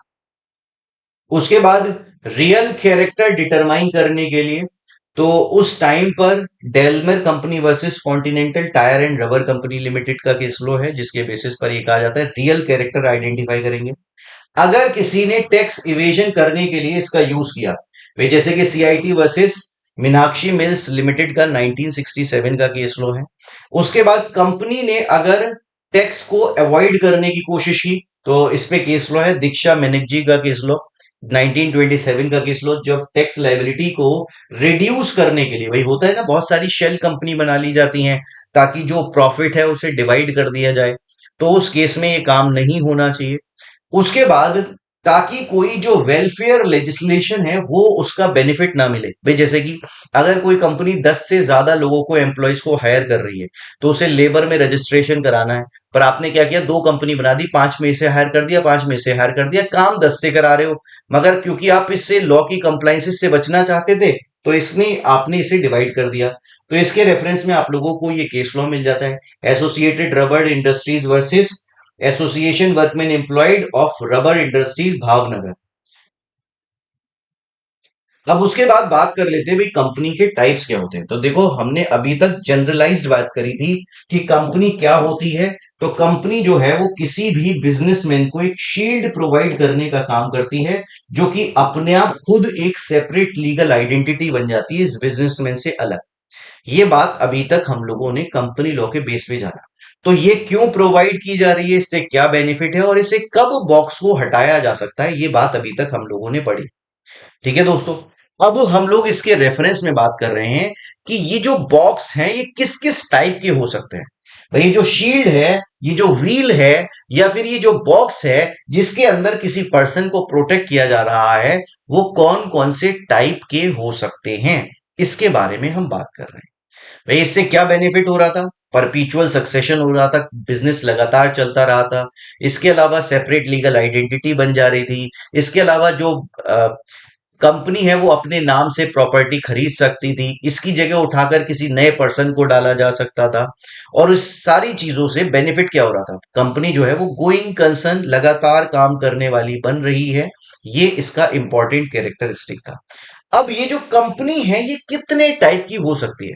भाई कोई पर्सन हो सकता है छोटे लेवल का बिजनेस करना चाहे, कोई पर्सन हो सकता है बहुत बड़े लेवल का बिजनेस करना चाहे, कोई पर्सन हो सकता है दो लोगों को साथ में बिजनेस करना चाहे, कोई पर्सन हो सकता है अकेले बिजनेस करना चाहे। तो ऐसे केस में जो कंपनी एक्ट है वो हर पर्सन के हिसाब से स्पेसिफिकेशन दिखा रहा है। भाई जैसे कि अभी तक हमने ये जान लिया कि कपड़े पहनने का फायदा क्या होता है। कपड़े पहनने का फायदा क्या होता है, ठंड कम लगेगी, अच्छे से रहोगे, डिसेंट दिखोगे। ये सारी चीजें जो है वो कपड़े पहनने का फायदा है। अब कपड़ा भी तो अलग अलग स्टाइल का हो सकता है, किसी के हिसाब से कोई सूटेबल हो सकता है, किसी के हिसाब से कोई सूटेबल हो सकता है। तो इसी सूटेबिलिटी के हिसाब से कंपनीज एक्ट आप लोगों को बता रहा है कि कौन कौन से टाइप की कंपनीज हो सकती हैं। तो अब जो आप लोगों से बात करी जा रही है वो इस शील्ड के, इस व्हील के बारे में बात करी जा रही है कि कोई पर्सन कौन से वाले बॉक्स में अपने आप को जाकर फिट होना, कंफर्टेबल फील करेगा, ये पूछा जा रहा है। तो टाइप्स ऑफ कंपनीज के बारे में आप लोगों से बात करी जा रही है। भाई टाइप्स ऑफ कंपनीज में आप लोगों से बात करते हैं सबसे पहले limited by share, limited by guarantee और अनलिमिटेड कंपनी। मगर आप लोगों को बता दूं कि आज के समय में सिर्फ जो कंपनी चलती है वो लिमिटेड बाय शेयर ही चलती है। अनलिमिटेड कंपनी और लिमिटेड बाई गारंटी अब अलाउ नहीं है। तो लिमिटेड बाई शेयर्स ही है, यानी कि कोई पर्सन जो है अपना पैसा दे रहा है और उसके हिसाब से शेयर परचेस कर रहा है। शेयर परचेस के हिसाब से ही जितने कंपनी में उसके शेयर्स होंगे उतनी ही उसकी लायबिलिटी होगी। ये जो है लिमिटेड बाई शेयर होती है, लिमिटेड बाई शेयर होती है। अब ये जो कंपनीज हैं वो कितने टाइप की हो सकती हैं, इसके बारे में बात कर रहे हैं। भाई कंपनी हो सकती है private company, public company, one person company, charitable object के साथ company, small company, government company, foreign company, holding company, subsidiary company, producer company. तो ये इतने सारे टाइप्स की कंपनीज हो सकती हैं।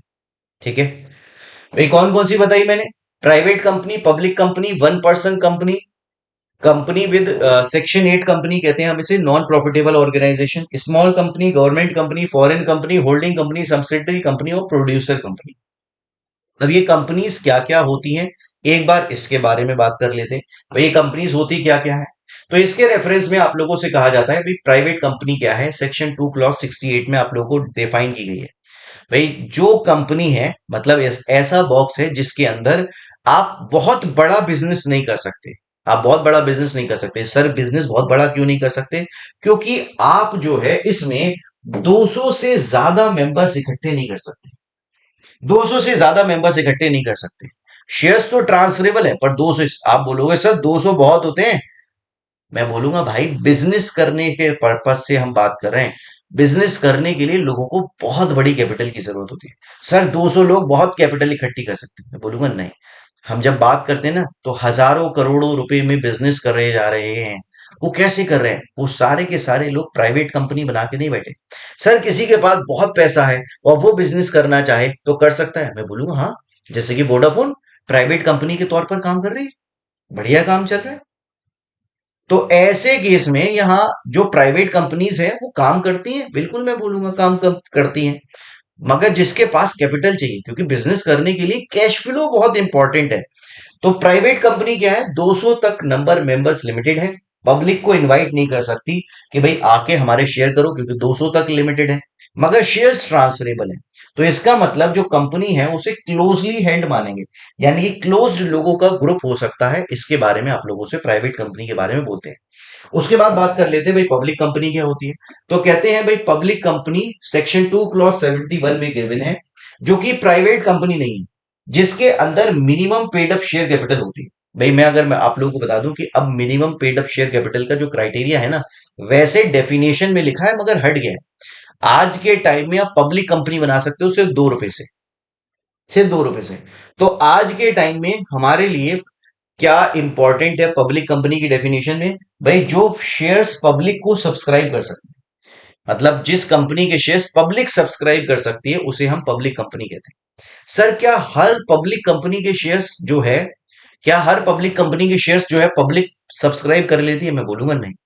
उस कंपनी को पहले स्टॉक एक्सचेंज में लिस्ट कराना होता है, उसे आईपीओ लेकर आना होता है, जिसमें बहुत बड़ी कंप्लाइंसेस होती है, तब वो पर्सन जो है पब्लिक से पैसा रेस कर पाता है। मगर उसका बेसिक फाउंडेशन स्टेप जो है वो तो खुद पब्लिक कंपनी होनी चाहिए, ये जरूरी है ना, कि पब्लिक कंपनी होनी चाहिए, तभी तो शेयर्स इशू कर पाओगे, तभी तो अपने आप को स्टॉक एक्सचेंज पर लिस्ट करा पाओगे। तो इसके लिए जरूरी है कि आप अपनी पब्लिक कंपनी बनाओ, जो कि पब्लिक से पैसे ले सकती है, जो कि प्राइवेट कंपनी नहीं है। ये सेक्शन 2 क्लॉज 71 आप लोगों से कहता है। उसके बाद बात कर लेते हैं भाई 1% कंपनी के बारे में। 1% कंपनी क्या होती है? तो पहले ना जबरदस्ती लोग जो है छोटा बिजनेस करना चाहते थे ना, तो 2 लोगों को इकट्ठा करते थे प्राइवेट कंपनी के तौर पर। 2 लोगों को इकट्ठा करना ही पड़ता था, क्योंकि प्राइवेट कंपनी में कम से कम 2 लोगों की जरूरत होती थी। तो जैसे जैसे गवर्नमेंट बनी, तो गवर्नमेंट ने कहा कि यार जो छोटा बिजनेस करना चाहता है और अपने आप को कॉर्पोरेट मॉडल में रखना चाहता है और लॉ की कंप्लाइंस करते हुए बिजनेस करना चाहता है, तो कोई पर्सन लॉ की कंप्लाइंस करने में इंटरेस्टेड है, तो हम उससे पीछे क्यों गए कि नहीं नहीं एक हो तो इसलिए तो मत करो लॉ की कंप्लाइंस? ये तो सही बात नहीं है। इसलिए 1% कंपनी की डेफिनेशन भी लिख दी, जो कि सेक्शन 2 क्लॉज 62 में मिलती है। ये कहते हैं सिर्फ एक मेंबर होना चाहिए, वो पर्सन जो है 1% कंपनी बना देगा। इस केस में भी सेम पॉइंट है, लिमिटेड लाइबिलिटी हो जाती है। उसके बाद कंपनी विद चैरिटेबल ऑब्जेक्ट। भाई कंपनी जो चैरिटेबल ऑब्जेक्ट है उसका क्या है? तो ये कहते हैं भाई जो कंपनी बनाई जा रही है नॉन प्रॉफिटेबल पर्पज से। नॉन प्रॉफिटेबल पर्पज से मतलब भाई जो भी उसका प्रॉफिट आएगा वो वापस से उसी जगह उसी पर्पस के लिए यूज कर दिया जाएगा। कोई भी प्रॉफिट उसका मेंबर्स को नहीं मिलेगा। जो प्रॉफिट मिला जाता है उसे हम डिविडेंड के नाम से जानते हैं। भाई जो प्रॉफिट कंपनी के बिजनेस का डिस्ट्रीब्यूट किया जाता है उसे हम डिविडेंड के नाम से जानते हैं। इस केस में कोई भी डिविडेंड नहीं दिया जाएगा मेंबर्स को, क्योंकि जो भी पैसा आएगा वो सारा का सारा वापस से उसी कामों के लिए लगा दिया जाएगा। इसे हम यहां पब्लिक कंपनी के नाम से जानते हैं। फिर उसके बाद स्मॉल कंपनी की बात कर लेते हैं। भाई स्मॉल कंपनी कौन सी होती है? तो स्मॉल कंपनी यहां रेफर किया गया है ऐसी कंपनी को जिसकी paid up share capital 50 lakh रुपए तक है, जिसे इंक्रीज किया जा सकता है 10 करोड़ तक, और जिसकी टर्नओवर है 2 करोड़ या फिर 100 करोड़ से कम। आप बोलोगे सर 2 करोड़ और 100 करोड़ से कम, इसे जो है आप स्मॉल कंपनी कह रहे हो? मैं बोलूंगा हाँ जी। इसे स्मॉल कंपनी कहने के पीछे का रीजन है, ऐसी कंपनी को ना यहां कंपनीज एक्ट लाकर स्टार्टअप में रजिस्टर करवाने के लिए बोला गया था। स्मॉल कंपनी को देने का पर्पज ये था कि ऐसी कंपनीज को स्टार्टअप प्रोजेक्ट के तौर पर आप अपने आप को रजिस्टर करा लो, तो हम गवर्नमेंट आपको ना बेनिफिट देती है। किस चीज से बेनिफिट देती है?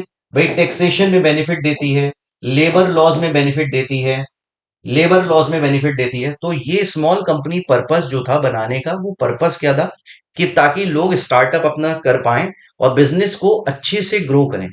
तो यहां इसका पर्पस ये था, इसलिए जो अमाउंट है वो 50 लाख रुपए और 100 करोड़ तक इंक्रीज किया जा सकता है। 2 करोड़ और 100 करोड़ तक टर्नओवर इंक्रीज किया जा सकता है। ये लिमिट जो है वो सेंट्रल गवर्नमेंट ने अप्लाई की है, इसके बारे में बोला जा रहा है। उसके बाद गवर्नमेंट कंपनीज कौन सी हैं? तो गवर्नमेंट कंपनीज वो कंपनी है जिसमें 51% शेयर कैपिटल या तो सेंट्रल गवर्नमेंट की है या फिर स्टेट गवर्नमेंट की है या दोनों की है। 51% के शेयर कैपिटल, भाई जैसे कि BHEL, Hindustan petroleum, Bharat petroleum, 51% share capital जो है वो गवर्नमेंट कंपनी की। बहुत सारे बच्चे ना इस चीज में कंफ्यूज होते हैं कि पब्लिक कंपनी ही तो गवर्नमेंट कंपनी होगी। मैं बोलूंगा नहीं। पब्लिक कंपनी का मतलब ये है जो शेयर्स ले सकती है, किससे? शेयर्स जो है जो पब्लिक को दे सकती है, पब्लिक को दे सकती है, वो पब्लिक कंपनी है। गवर्नमेंट कंपनी वो कंपनी है जिसमें गवर्नमेंट के 51% शेयर है। तो बच्चे पब्लिक वर्ड से कंफ्यूज होते हैं, पर बोलूंगा बिल्कुल कंफ्यूज मत होना। ये पब्लिक इसके शेयर्स ले सकती है, इसलिए पब्लिक कंपनी कहते हैं। अब उसके बाद बात कर लेते हैं भाई फॉरेन कंपनी के बारे में। भाई फॉरेन कंपनी क्या होती है? जो कि इंडिया से बाहर बनी है और इंडिया में बिजनेस कर रही है। भाई जैसे कि सपोज करो गूगल इंडिया से बाहर बनी है, बेंगलोर में उसका ऑफिस हो गया, तो इससे हम फॉरेन कंपनी के नाम से बोलेंगे। उसके बाद होल्डिंग कंपनी क्या होती है? तो ये कहते हैं जिसके अंडर में एक से ज्यादा सब्सिडरी कंपनी हो, जिसके अंडर में एक से ज्यादा सब्सिडरी कंपनी हो। सब्सिडरी कंपनी क्या है? भाई ये कहते हैं जिसमें जो सब्सिडरी कंपनी क्या है? तो एक होल्डिंग कंपनी होगी, एक होल्डिंग कंपनी होगी। इस होल्डिंग कंपनी के सब्सिडरी कंपनी में 50% से ज्यादा वोटिंग पावर होगी, या फिर कंपोजिशन होगा बोर्ड ऑफ डायरेक्टर्स। या तो वोटिंग पावर होगी या फिर कंपोजिशन होगा। यानी कि इसके फैसले लेने का जो राइट है वो इस होल्डिंग कंपनी के पास है। क्योंकि मीटिंग में कोई भी रेजोल्यूशन जो पास किया जाएगा उसके लिए जरूरी क्या है? उसके लिए जरूरी तो ये है ना कि बोर्ड ऑफ डायरेक्टर्स डिसीजन लेंगे या फिर जो मेंबर्स हैं वो डिसीजन लेंगे। तो बोर्ड ऑफ डायरेक्टर्स का कंपोजिशन इनका है, या फिर वोटिंग पावर 50% से ज्यादा है, तो ये तो जो चाहेंगे वो होगा। तो सब्सिडरी कंपनी उसे कहा जाता है। उसके बाद बात कर लेते हैं भाई प्रोड्यूसर कंपनी के बारे में। भाई प्रोड्यूसर कंपनी क्या है? तो ये फार्मर्स के बेनिफिट के लिए बनाई गई थी प्रोड्यूसर्स कंपनी। भाई फार्मर्स जो है वो भी कॉर्पोरेट से डील कर पाए डायरेक्टली। भाई जैसे क्या कहा जाता है ना कि जो अंकल चिप्स बनाने वाली कंपनी है उससे डायरेक्टली फार्मर डील करे, मीडिएटर खत्म होने चाहिए। इसीलिए अगर याद हो तो अभी गवर्नमेंट जो है पीछे फार्म्स बिल लेकर आई थी, जिसके अंदर गवर्नमेंट ने कहा था कि भाई ये मंडी सिस्टम खत्म कर दो। चक्कर क्या था उसका? यही पर्पस था उसका कि भाई जो प्रोड्यूसर्स कंपनी है वो किसान बनाए, और उसके बाद जो है किसान खुद जो है वो कंपनी से डील करें, और अगर कोई नुकसान होता भी है तो उनकी भी लायबिलिटी लिमिटेड ही रहेगी। तो इस तरीके से यहाँ कुछ किसान आपस में मिलकर एक कंपनी बनाएंगे। 10 या 10 से ज्यादा किसान का क्राइटेरिया है वैसे इसका। तो ऐसे केस में वो लोग जो है क्या करेंगे? भाई सारी चीजों को मिलकर करेंगे तो फसल अच्छी रहेगी, क्योंकि हमारे देश में हर किसान के पास छोटा छोटा हेक्टेयर है। अगर 10 किसान आपस में मिलकर एक जैसी खेती करेंगे, एक जैसी कंपनी से जाकर डील करेंगे बिजनेस से, तो उनके पास भी पावर होगी, खेती भी अच्छी होगी। तो विन विन सिचुएशन के लिए प्रोड्यूसर कंपनी जो है बनाई गई थी।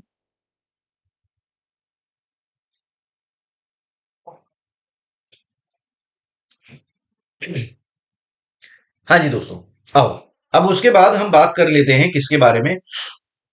बोर्ड ऑफ डायरेक्टर्स के बारे में। बोर्ड ऑफ डायरेक्टर्स के बारे में अब मैं आप लोगों के साथ बात कर रहा हूं। भाई बोर्ड ऑफ डायरेक्टर्स क्या है, ध्यान से सुनना। भाई मैंने बताया कि ये बिजनेसमैन है, बिजनेसमैन है। इस बिजनेसमैन ने यहां अपने साथ एक और पर्सन को लिया, और अपने ऊपर एक कवर ले लिया, एक कवर ले लिया एमसीए पर रजिस्टर करा के। एमसीए पर रजिस्टर करा के अपने ऊपर एक कवर ले लिया। इसी कवर को हम कंपनी कह रहे हैं, इसी कवर को हम कंपनी कह रहे हैं। मगर ये कंपनी चलाएगा कौन? ये कंपनी चलाएगा कौन? तो इस कंपनी को चलाने वाले तो यही लोग हैं ना, डिसीजन लेने वाले तो यही लोग हैं ना। तो इस केस में इन्हीं लोगों को हम कहते हैं बोर्ड ऑफ डायरेक्टर्स। जो बिजनेस चलाने वाले लोग हैं मिलकर, उन्हीं लोगों को हम क्या कहते हैं? इन्हीं को कहते हैं board of directors. Board of directors ये जो डे टू डे बिजनेस को रन करने वाले लोग हैं, डिसीजन लेने वाले लोग हैं, डे टू डे मैनेजमेंट में डील करने वाले लोग हैं, इन्हीं को हम क्या कहते हैं? बोर्ड ऑफ डायरेक्टर्स कहते हैं। अब शेयर होल्डर्स कौन होते हैं ये भी सुन लीजिएगा। शेयर होल्डर्स कौन होते हैं? भाई इस बिजनेसमैन को जरूरत पड़ी पैसों की, पैसों की जरूरत पड़ी, तो पैसे लिए जा सकते हैं। एक तो लोन लेकर, लोन लेकर पैसा ले सकते हो, बैंक के पास जाकर लोन ले लिया। तो कहते हैं देखो लोन लेने में ना एक इशू रहता है। इशू ये रहता है कि यार अगर कोई नुकसान हो गया तो बैंक भी डूब जाते हैं। भाई जैसे कि नीरव मोदी के केस में, विजय माल्या के केस में, बैंक भी डूब जाते हैं। इससे बढ़िया तरीका यह है कि हमारे देश में लोगों के पास ना छोटी छोटी कैपिटल है। तो पहले लोग क्या करते थे, जो है बैंक अकाउंट में पैसा नहीं रखते थे, घर में जो है बेड के नीचे पैसा रख रहे हैं, दीवारों में रख रहे हैं, तो चोरियों का डर रहता था, फिजिकल फॉर्म में मनी होता था। तो इसलिए उन्होंने कहा, गवर्नमेंट ने, यार ऐसा करते हैं ना कि छोटे लोग जो हैं ये भी बड़े बिजनेस में जुड़ पाए, देश की इकोनॉमी में कंट्रीब्यूट कर पाए, और इस बड़े बिजनेसमैन के पास भी फंड की अवेलेबिलिटी हो जाए, और फंड की अवेलेबिलिटी में भी लोन ना लेना पड़े, बल्कि प्रॉफिट में शेयरिंग हो जाए। प्रॉफिट में शेयरिंग हो जाए। भाई जैसे कि सपोज करो तुम्हारा दोस्त बहुत बढ़िया बिजनेस कर रहा है, तुम एक जॉब करते हो, तुम्हारे पास 1 लाख इकट्ठे हो गए, यार उसने कहा यार मेरा 10 करोड़ का बिजनेस है, पर मुझे ना 11 करोड़ की जरूरत है, 1 करोड़ कहीं से हो नहीं रहा है। तो बोला यार 1 करोड़ तो मेरे पास नहीं है, मेरे पास 1 लाख है। तो बोला 1 लाख है, बोला यार तुझ जैसे 100 लोग चाहिए। तो बोला हाँ ये मैं कर सकता हूँ, 100 लोग इकट्ठे कर सकता हूँ। बोले कैसे? बोले अपनी कंपनी में सारे एम्प्लॉयज से बोल दूंगा, सब 1-1 लाख दे देंगे, मगर ये है कि तुझे जो प्रॉफिट हो उसके अकॉर्डिंग जो हम पैसा दे रहे हैं उसमें तू हमें कंट्रीब्यूट करना। भाई 11 करोड़ में सपोज करो उसने कमाए 1 करोड़ रुपए, है ना, तो 1 करोड़ में हमने 1 लाख दिया था, तो हमें 1 लाख के हिसाब से 2,000 10,000 जो भी बन रहे हैं वो हमें दे देना। तो ऐसे केस में यहां जब ये पब्लिक से पैसा ले लेता है, जब ये पब्लिक से पैसा ले लेता है, तो उस केस में उसके बदले शेयर्स इशू किए जाते हैं। शेयर्स इशू किए जाते हैं, तो उसे हम, ये जो लोग होंगे इसे हम शेयर होल्डर के नाम से बुलाएंगे, इसे हम शेयर होल्डर्स के नाम से बुलाएंगे। ठीक है, तो शेयर होल्डर्स कौन होते हैं ये मैंने आप लोगों को बताया। अब इसके रेफरेंस में एक एक करके बोर्ड ऑफ डायरेक्टर्स के बारे में सुनते हुए पढ़ते हुए चलते हैं कि भाई बोर्ड ऑफ डायरेक्टर्स क्या है। भाई एक कंपनी जो है एक लीगल पर्सन है, एक आर्टिफिशियल पर्सन है, तो उसका कोई अपना दिमाग नहीं होता, तो उसमें कोई पर्सन तो डिसीजन लेगा ही ना, कोई पर्सन तो डिसीजन लेगा। तो जो डिसीजन लेने वाले लोग हैं उसी को हम बोर्ड ऑफ डायरेक्टर्स कहते हैं, जिसे हम ब्रेन ऑफ द कंपनी के नाम से बुलाते हैं, ब्रेन ऑफ द कंपनी के नाम से बुलाते हैं। अब इस केस में ये जो ब्रेन ऑफ द कंपनी है, इस केस में बोर्ड ऑफ डायरेक्टर्स जो हैं वो कलेक्टिव बॉडी है कंपनी की, यानी कि ये लोग आपस में इकट्ठा होकर मिलकर डिसीजन लेते हैं, ऐसा नहीं कोई एक पर्सन डिसीजन ले रहा है। अब कितने डायरेक्टर चाहिए किसके लिए? तो सेक्शन 2 क्लॉज 10 में बोर्ड ऑफ डायरेक्टर्स की मीनिंग आ गया कि भाई बोर्ड ऑफ डायरेक्टर्स, देखो ये जो वही सेक्शन मैं बस लिख रहा हूं इस पर, जो कि एक्चुअल में इंपॉर्टेंट है। बाकी कोई सेक्शंस भी मैं आपको सामने ज्यादा नहीं परोस रहा हूं, क्योंकि मुझे मालूम है जितनी बातें मैं बोल रहा हूं ना, कंपनी लॉ बच्चा जैसे ही सुनता है ना तो 50% ही उसे सुनाई दे रहा होता है यहां से। मैं जितना बोलूंगा 50% ही सुनते हैं बस, क्योंकि कंपनी लॉ जुड़ा हुआ है। ये तो कभी समझ आने वाला लॉ ही नहीं है। मैं बोलूंगा ऐसा कुछ नहीं होता यार, सिंपल लॉ है बिल्कुल। जब पार्टनरशिप लॉ समझ सकते हो, सोगा समझ सकते हो, तो ये भी समझ सकते हो, कोई मुश्किल नहीं होता। पर बच्चा नहीं समझ पाता, इसीलिए सेक्शंस भी उतने ही परोस रहा हूं जितने की तुम्हें जरूरत है। हाँ जी, तो सेक्शन 2 क्लॉज 10 में कंपनीज एक्ट में बोर्ड ऑफ डायरेक्टर्स की डेफिनेशन हो गई। तो इसे क्या कह दिया? Collective directors of the company. Collective board of directors जो है उसे हम कंपनी के बोर्ड ऑफ डायरेक्टर्स कहते हैं। अब उसके बाद हम बात कर रहे हैं कि कितने मिनिमम नंबर ऑफ डायरेक्टर्स की जरूरत होती है, कितने मिनिमम नंबर ऑफ डायरेक्टर्स की जरूरत होती है। तो इसके रेफरेंस में सेक्शन 149 में लिखा हुआ है, 149 क्लॉज 1 में, यहां मिनिमम 3 डायरेक्टर की जरूरत है, 2 डायरेक्टर की जरूरत है, 1 डायरेक्टर की जरूरत है। अब ना बस एक ही कंफ्यूजन समझ में आता है, डायरेक्टर्स हैं ये, मेंबर की अगर पूछा जाए जरूरत, तो पब्लिक कंपनी के केस में 7 की होती है। मेंबर्स 7 चाहिए होंगे, डायरेक्टर 3 चाहिए होंगे। यहां मेंबर्स प्राइवेट कंपनी में 2 ही चाहिए होते हैं, और यहां पब्लिक कंपनी में 1 ही चाहिए होता है। यहां पब्लिक कंपनी के केस में बस फर्क ये होता है कि 7 मेंबर तक की जरूरत होती है, 3 डायरेक्टर और 7 मेंबर की जरूरत होती है। तो इसे इतना याद रख लीजिएगा कि डायरेक्टर 3 है मगर मेंबर 7 चाहिए होते हैं। प्राइवेट और पब्लिक केस में कोई झमेला ही नहीं है, 2 डायरेक्टर, दो member, 1 director 1 member. Public company के केस में बस थोड़े से इशू है, बस इस पॉइंट को याद रखना कि भाई 7 मेंबर की जरूरत होती है। ठीक है, हाँ जी। उसके बाद यहां मैक्सिमम नंबर ऑफ डायरेक्टर्स हो कितने सकते हैं? भाई मैक्सिमम नंबर ऑफ डायरेक्टर्स हो सकते हैं 15। मगर कोई कंपनी चाहती है कि भाई हमारे में तो भाई ज्यादा लोगों की जरूरत है, तो एक स्पेशल रेजोल्यूशन पास करना पड़ता है, एक स्पेशल रेजोल्यूशन पास करना होता है। स्पेशल रेजोल्यूशन का मतलब है कि 75% जो शेयर होल्डर्स हैं, मेंबर्स हैं, वो एग्री करेंगे, तब वो रेजोल्यूशन पास होगा, तब आप ज्यादा जो है डायरेक्टर्स अपॉइंट कर सकते हो।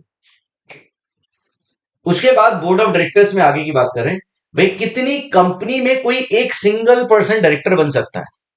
एक सिंगल पर्सन है, जैसे कि सपोज करो मैं हूं, मैं डायरेक्टर हूं एक कंपनी में, मैं कितनी और कंपनी में डायरेक्टर बन सकता हूं। तो सेक्शन 165 कहता है कि आप डायरेक्टर बन सकते हैं मैक्सिमम टोटल कंपनीज 20 में, मैक्सिमम 20 कंपनीज में आप डायरेक्टर्स बन सकते हैं, मगर 10 से ज्यादा पब्लिक कंपनी नहीं होनी चाहिए। भाई पब्लिक कंपनी में काम ज्यादा है, ज्यादा लोग इन्वॉल्व हैं, तो ऐसे समझ लीजिए भाई कोई पर्सन डायरेक्टर है, वो 20 कंपनी में डायरेक्टर हो सकता है, 20 कंपनी में डायरेक्टर हो सकता है, ठीक है, मगर उस 20 कंपनी में से 10 ही पब्लिक होनी चाहिए, 10 ही पब्लिक होनी चाहिए, और 10 प्राइवेट हो सकती है, 10 प्राइवेट हो सकती है, ठीक है। 10 पब्लिक कंपनी से ज्यादा जो है वो डायरेक्टर नहीं हो सकता। उसके बाद ये कहते हैं डोरमेंट कंपनी जो है उसको काउंट नहीं किया जाएगा इस डायरेक्टरशिप में। भाई डोरमेंट कंपनी क्या होती है, जो बिजनेस पिछले 6 महीने से बंद पड़ा होता है, कुछ नहीं कर रही होती है, उसे हम डोरमेंट कंपनी कहते हैं। डोरमेंट कंपनी अपने आप नहीं हो जाती, एमसीए पर फॉर्म फाइल करके एक स्टेटस लेना होता है, उसे फिर रिटर्न्स अपने कम फाइल करने होते हैं, ठीक है। तो ये हो गया डोरमेंट कंपनी के बारे में। अब उसके बाद बात कर लेते हैं भाई रेजिडेंट डायरेक्टर के बारे में।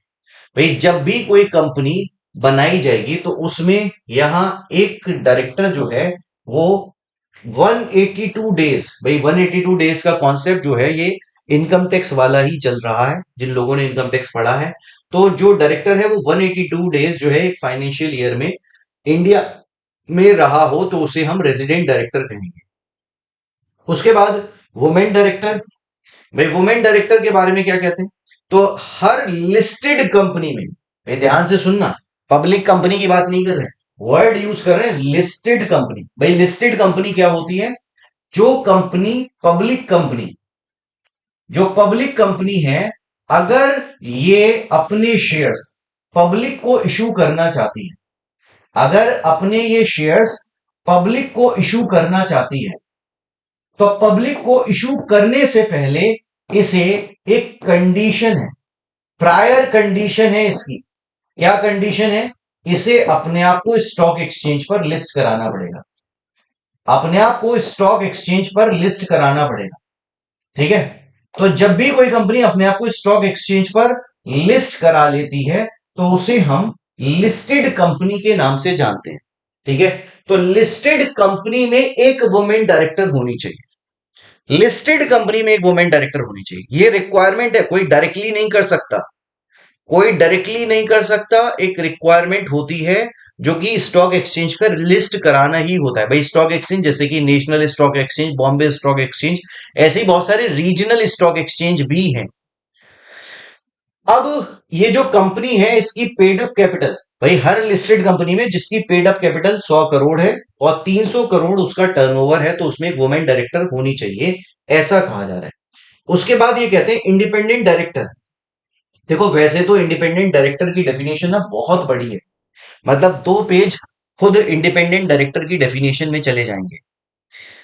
तो ये जो इंडिपेंडेंट डायरेक्टर है ये कौन होता है, ये इन्वॉल्व नहीं होता डे टू डे मैनेजमेंट में, ये डे टू डे मैनेजमेंट में इन्वॉल्व नहीं होता। इसका काम जो है वो क्या होता है, इसका काम होता है कंपनी के इंटरेस्ट को, शेयर होल्डर्स को, पब्लिक को प्रोटेक्ट करना।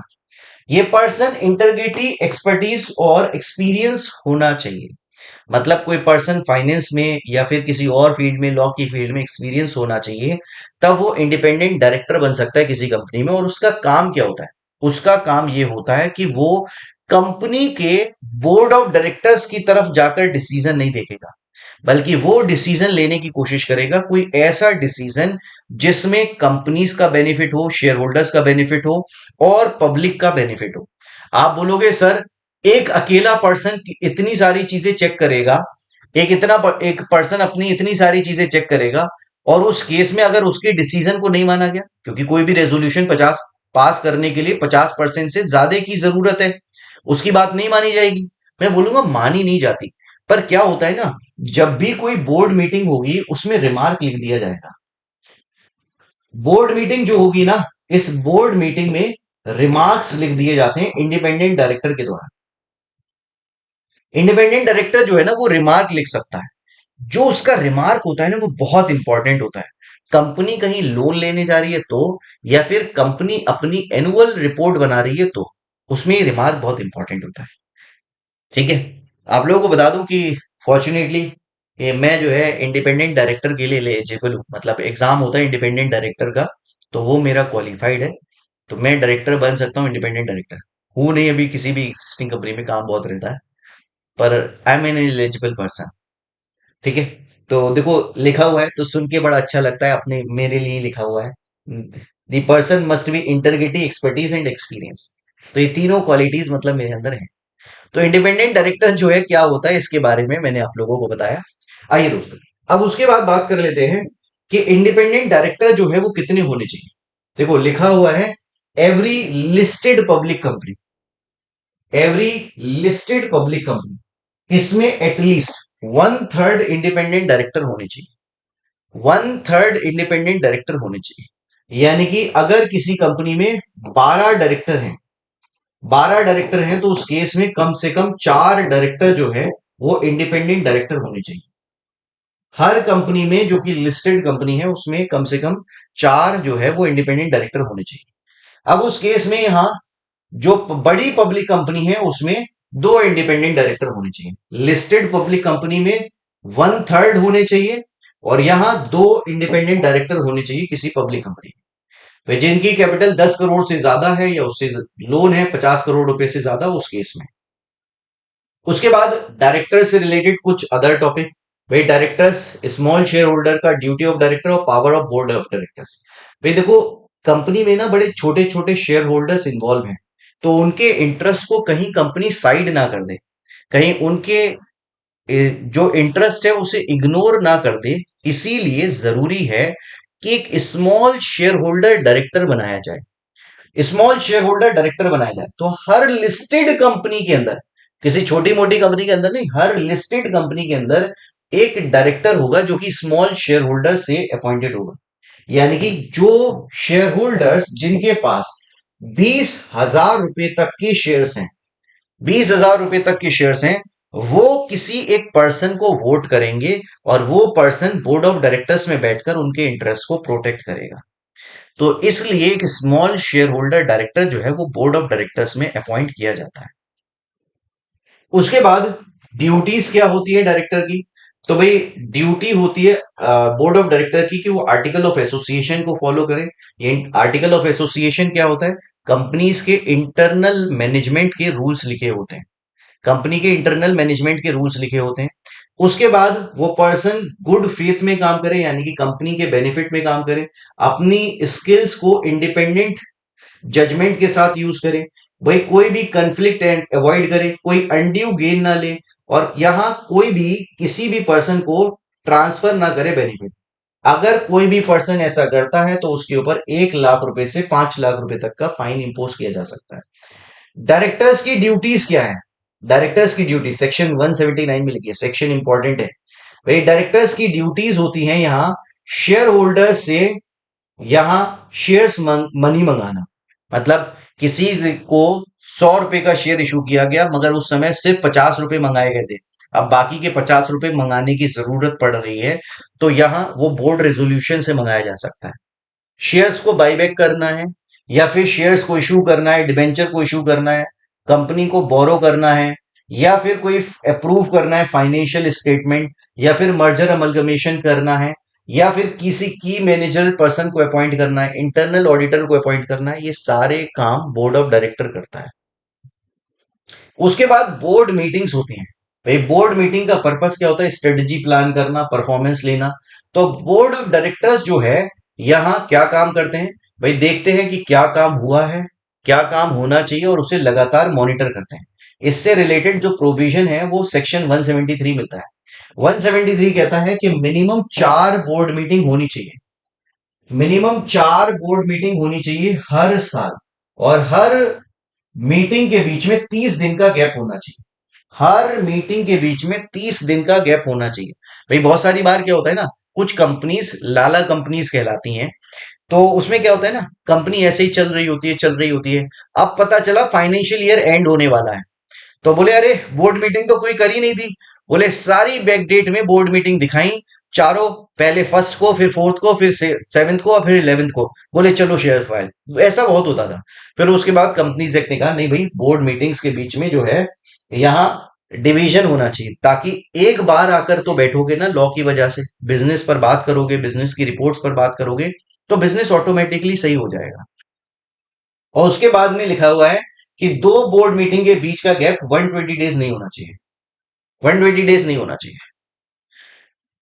उसके बाद ये कहते हैं कि भाई जो बोर्ड ऑफ डायरेक्टर्स की मीटिंग है स्पेशल कंपनीज में, गवर्नमेंट कंपनीज में, उसमें इतनी होने की जरूरत नहीं है। देखो मैंने लिखा भी है कि बोर्ड रेजोल्यूशन पास किया जाता है, MGT 14 होता है। उसके बाद नोटिस दिया जाएगा हर बोर्ड मीटिंग से पहले, हर बोर्ड मीटिंग से पहले 7 दिन का नोटिस भी दिया जाता है, ठीक है। उसके बाद जो नोटिस है उसके अंदर एक, अगर इंडिपेंडेंट डायरेक्टर का प्रोविजन कंपनी पर अप्लाई होता है तो इंडिपेंडेंट डायरेक्टर भी होना चाहिए। ये आप लोगों के मतलब का नहीं है, सेक्रेटेरियल स्टैंडर्ड वाला पॉइंट है। उसके बाद मीटिंग चलाने के लिए कितने मेंबर्स की जरूरत होती है। भाई जैसे कॉन्स्टिट्यूशन पढ़ते हो तो कॉन्स्टिट्यूशन में आर्टिकल 100 जो है वो कोरम के बारे में बात, मतलब अगर पार्लियामेंट चलानी है तो कितने मेंबर्स जो है वो प्रेजेंट होने चाहिए। इसी तरीके से यहां भी आप लोगों से बात करी जाती है कि 1/3 कम से कम मेंबर होने चाहिए, या फिर कम से कम 2 डायरेक्टर होने चाहिए कंपनी की मीटिंग चलाने के लिए। ऐसा नहीं है कोई अकेला आया सिग्नेचर करके चला गया, ऐसा भी नहीं है। तो सेक्शन 174 कोरम ऑफ मीटिंग के बारे में बात करता है, और कहते हैं ये मीटिंग के टाइम पर पूरे टाइम प्रेजेंट रहना चाहिए। ऐसा नहीं आए बोले अच्छा मैं तो जा रहा हूं, नहीं, थ्रू आउट दी मीटिंग होना चाहिए, नॉट जस्ट बिगनिंग।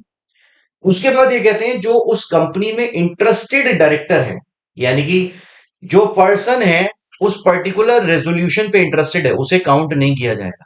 मतलब जैसे कि सपोज करो कोई कंपनी है, कंपनी में मैं जो है अपने किसी रिश्तेदार को अपॉइंट करवाना चाहता हूं किसी अच्छी पोजीशन पर, तो अपॉइंटमेंट में वोटिंग हो रही है, तो क्या अब मेरा वोट भी काउंट किया जाएगा? कहते हैं नहीं, अब वोट आपका नहीं काउंट किया जाएगा। बोले क्यों?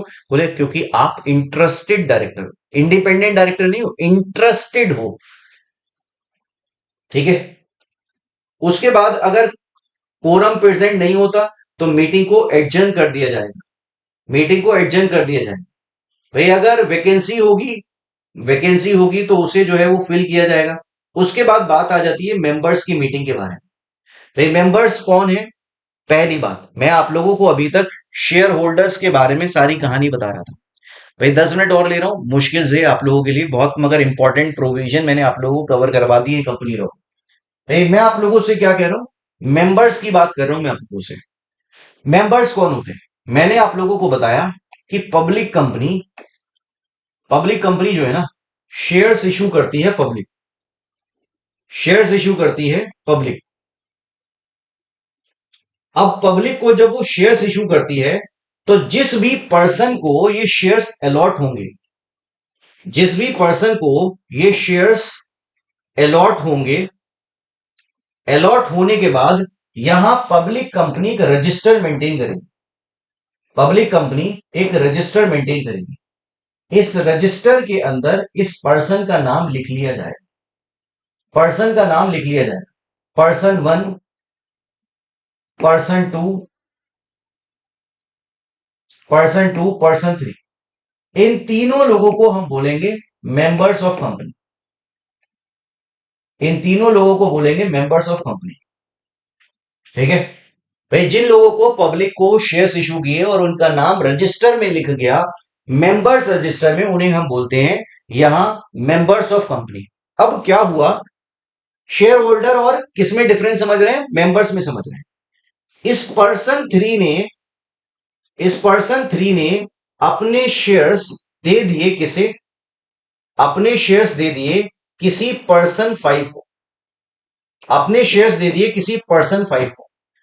इस पर्सन 5 ने जो शेयर्स रख लिए मगर अपना नाम इस रजिस्टर में नोट नहीं करवाया, इस रजिस्टर में नोट नहीं करवाया, बस शेयर्स रख लिए, तो ऐसे केस में पर्सन 3 जो है जिसने अपने शेयर्स भले ही बेच दिए हैं, उसे हम कह रहे हैं member of company, member of company. Share holder किसे कह रहे हैं? Who holds the share. Share holder कौन है? Who holds the share.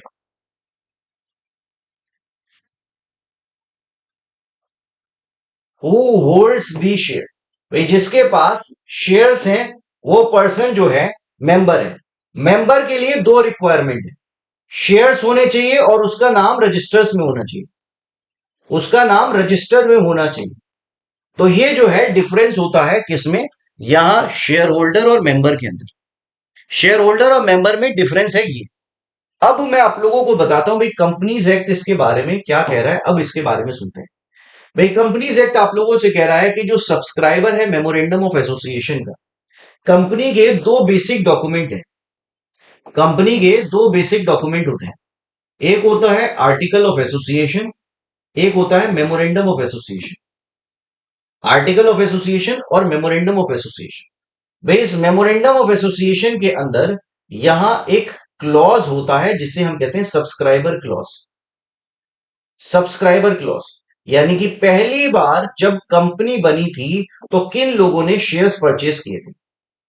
First time जो कंपनी इनकॉर्पोरेट हुई थी तो जिन लोगों ने शेयर्स परचेज करे थे, जिन लोगों ने शेयर्स परचेज किए थे, तो वर्ड परचेज नहीं आता, वर्ड आता है सब्सक्राइब किए थे, तो उन लोगों को हम सब्सक्राइबर क्लॉज में उनका नाम डाल देते हैं। तो वो जो है यहां कौन होते हैं? भाई ये लोग जो है वो मेंबर्स ऑफ द कंपनी होते ही होते हैं। इसके अलावा मेंबर बनने का तरीका क्या है? तो जिसका नाम रजिस्टर मेंबर्स में आ जाए वो, या फिर जो पर्सन इलेक्ट्रॉनिक फॉर्म में शेयर्स होल्ड करता है।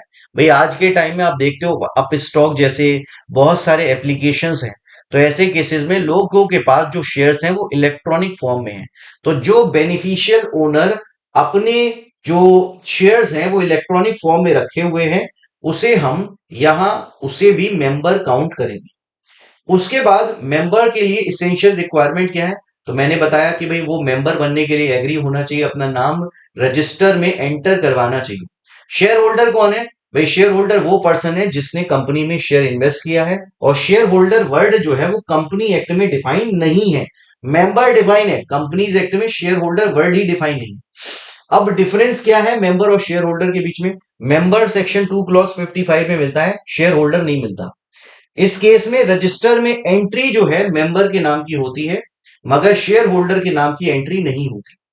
ओनरशिप का स्टेटस है, भाई जो शेयर होल्डर है वो अपने शेयर्स ओन्ड करता है, जबकि जो मेंबर है उसका नाम जो है कंपनी के रजिस्टर में लिखा होता है।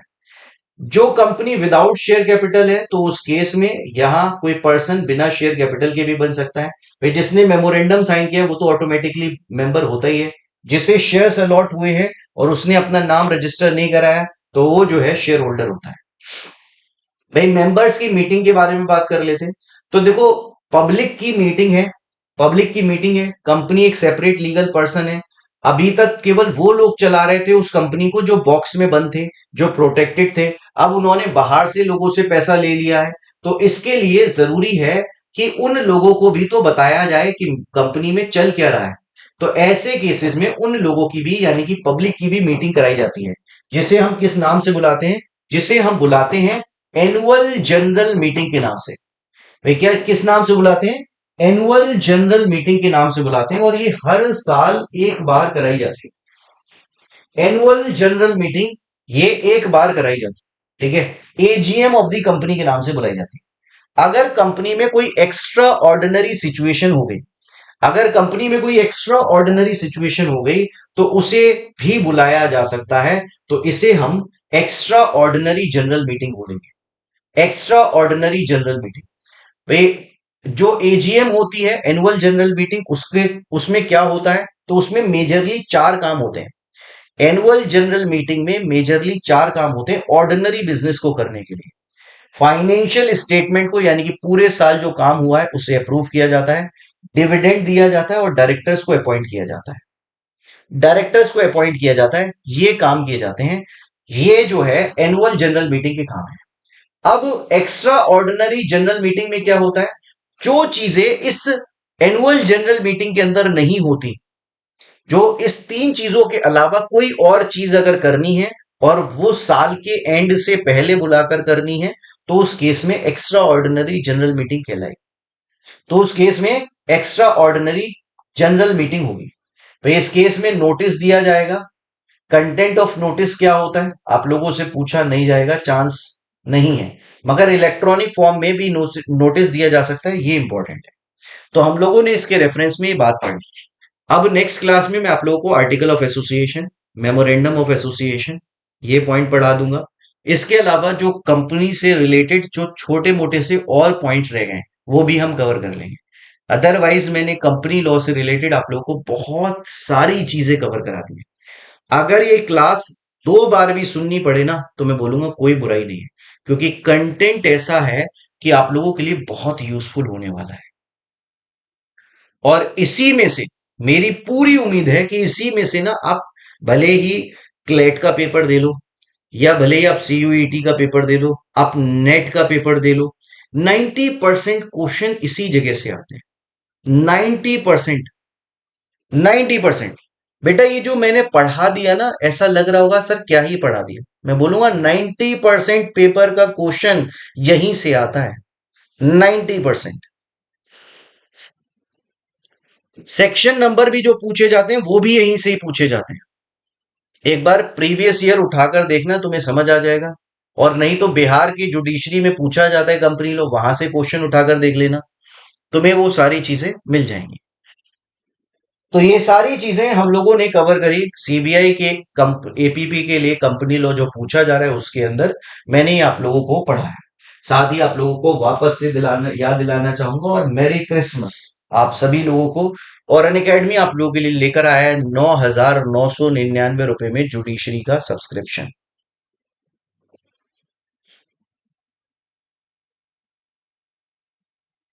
हाँ जी।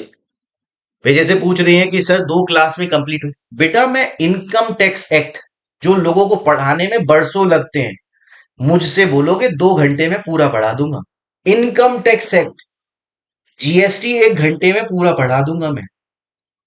बेटा इससे पहले चार्टेड अकाउंटेंट कंपनी सेक्रेटरीज को ही पढ़ाता था मैं, तो मुझे तो पता ही है किसमें क्या है। तो जो मैं बातें बता रहा हूं वो बस बात यह है कि वहां हमें बहुत डिटेल में पढ़ाना पड़ता है।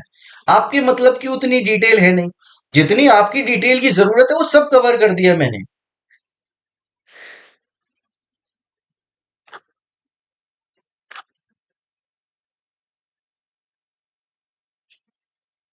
चलिए दोस्तों, थैंक यू गाइस। अच्छा एक और बात यार बतानी रह गई कि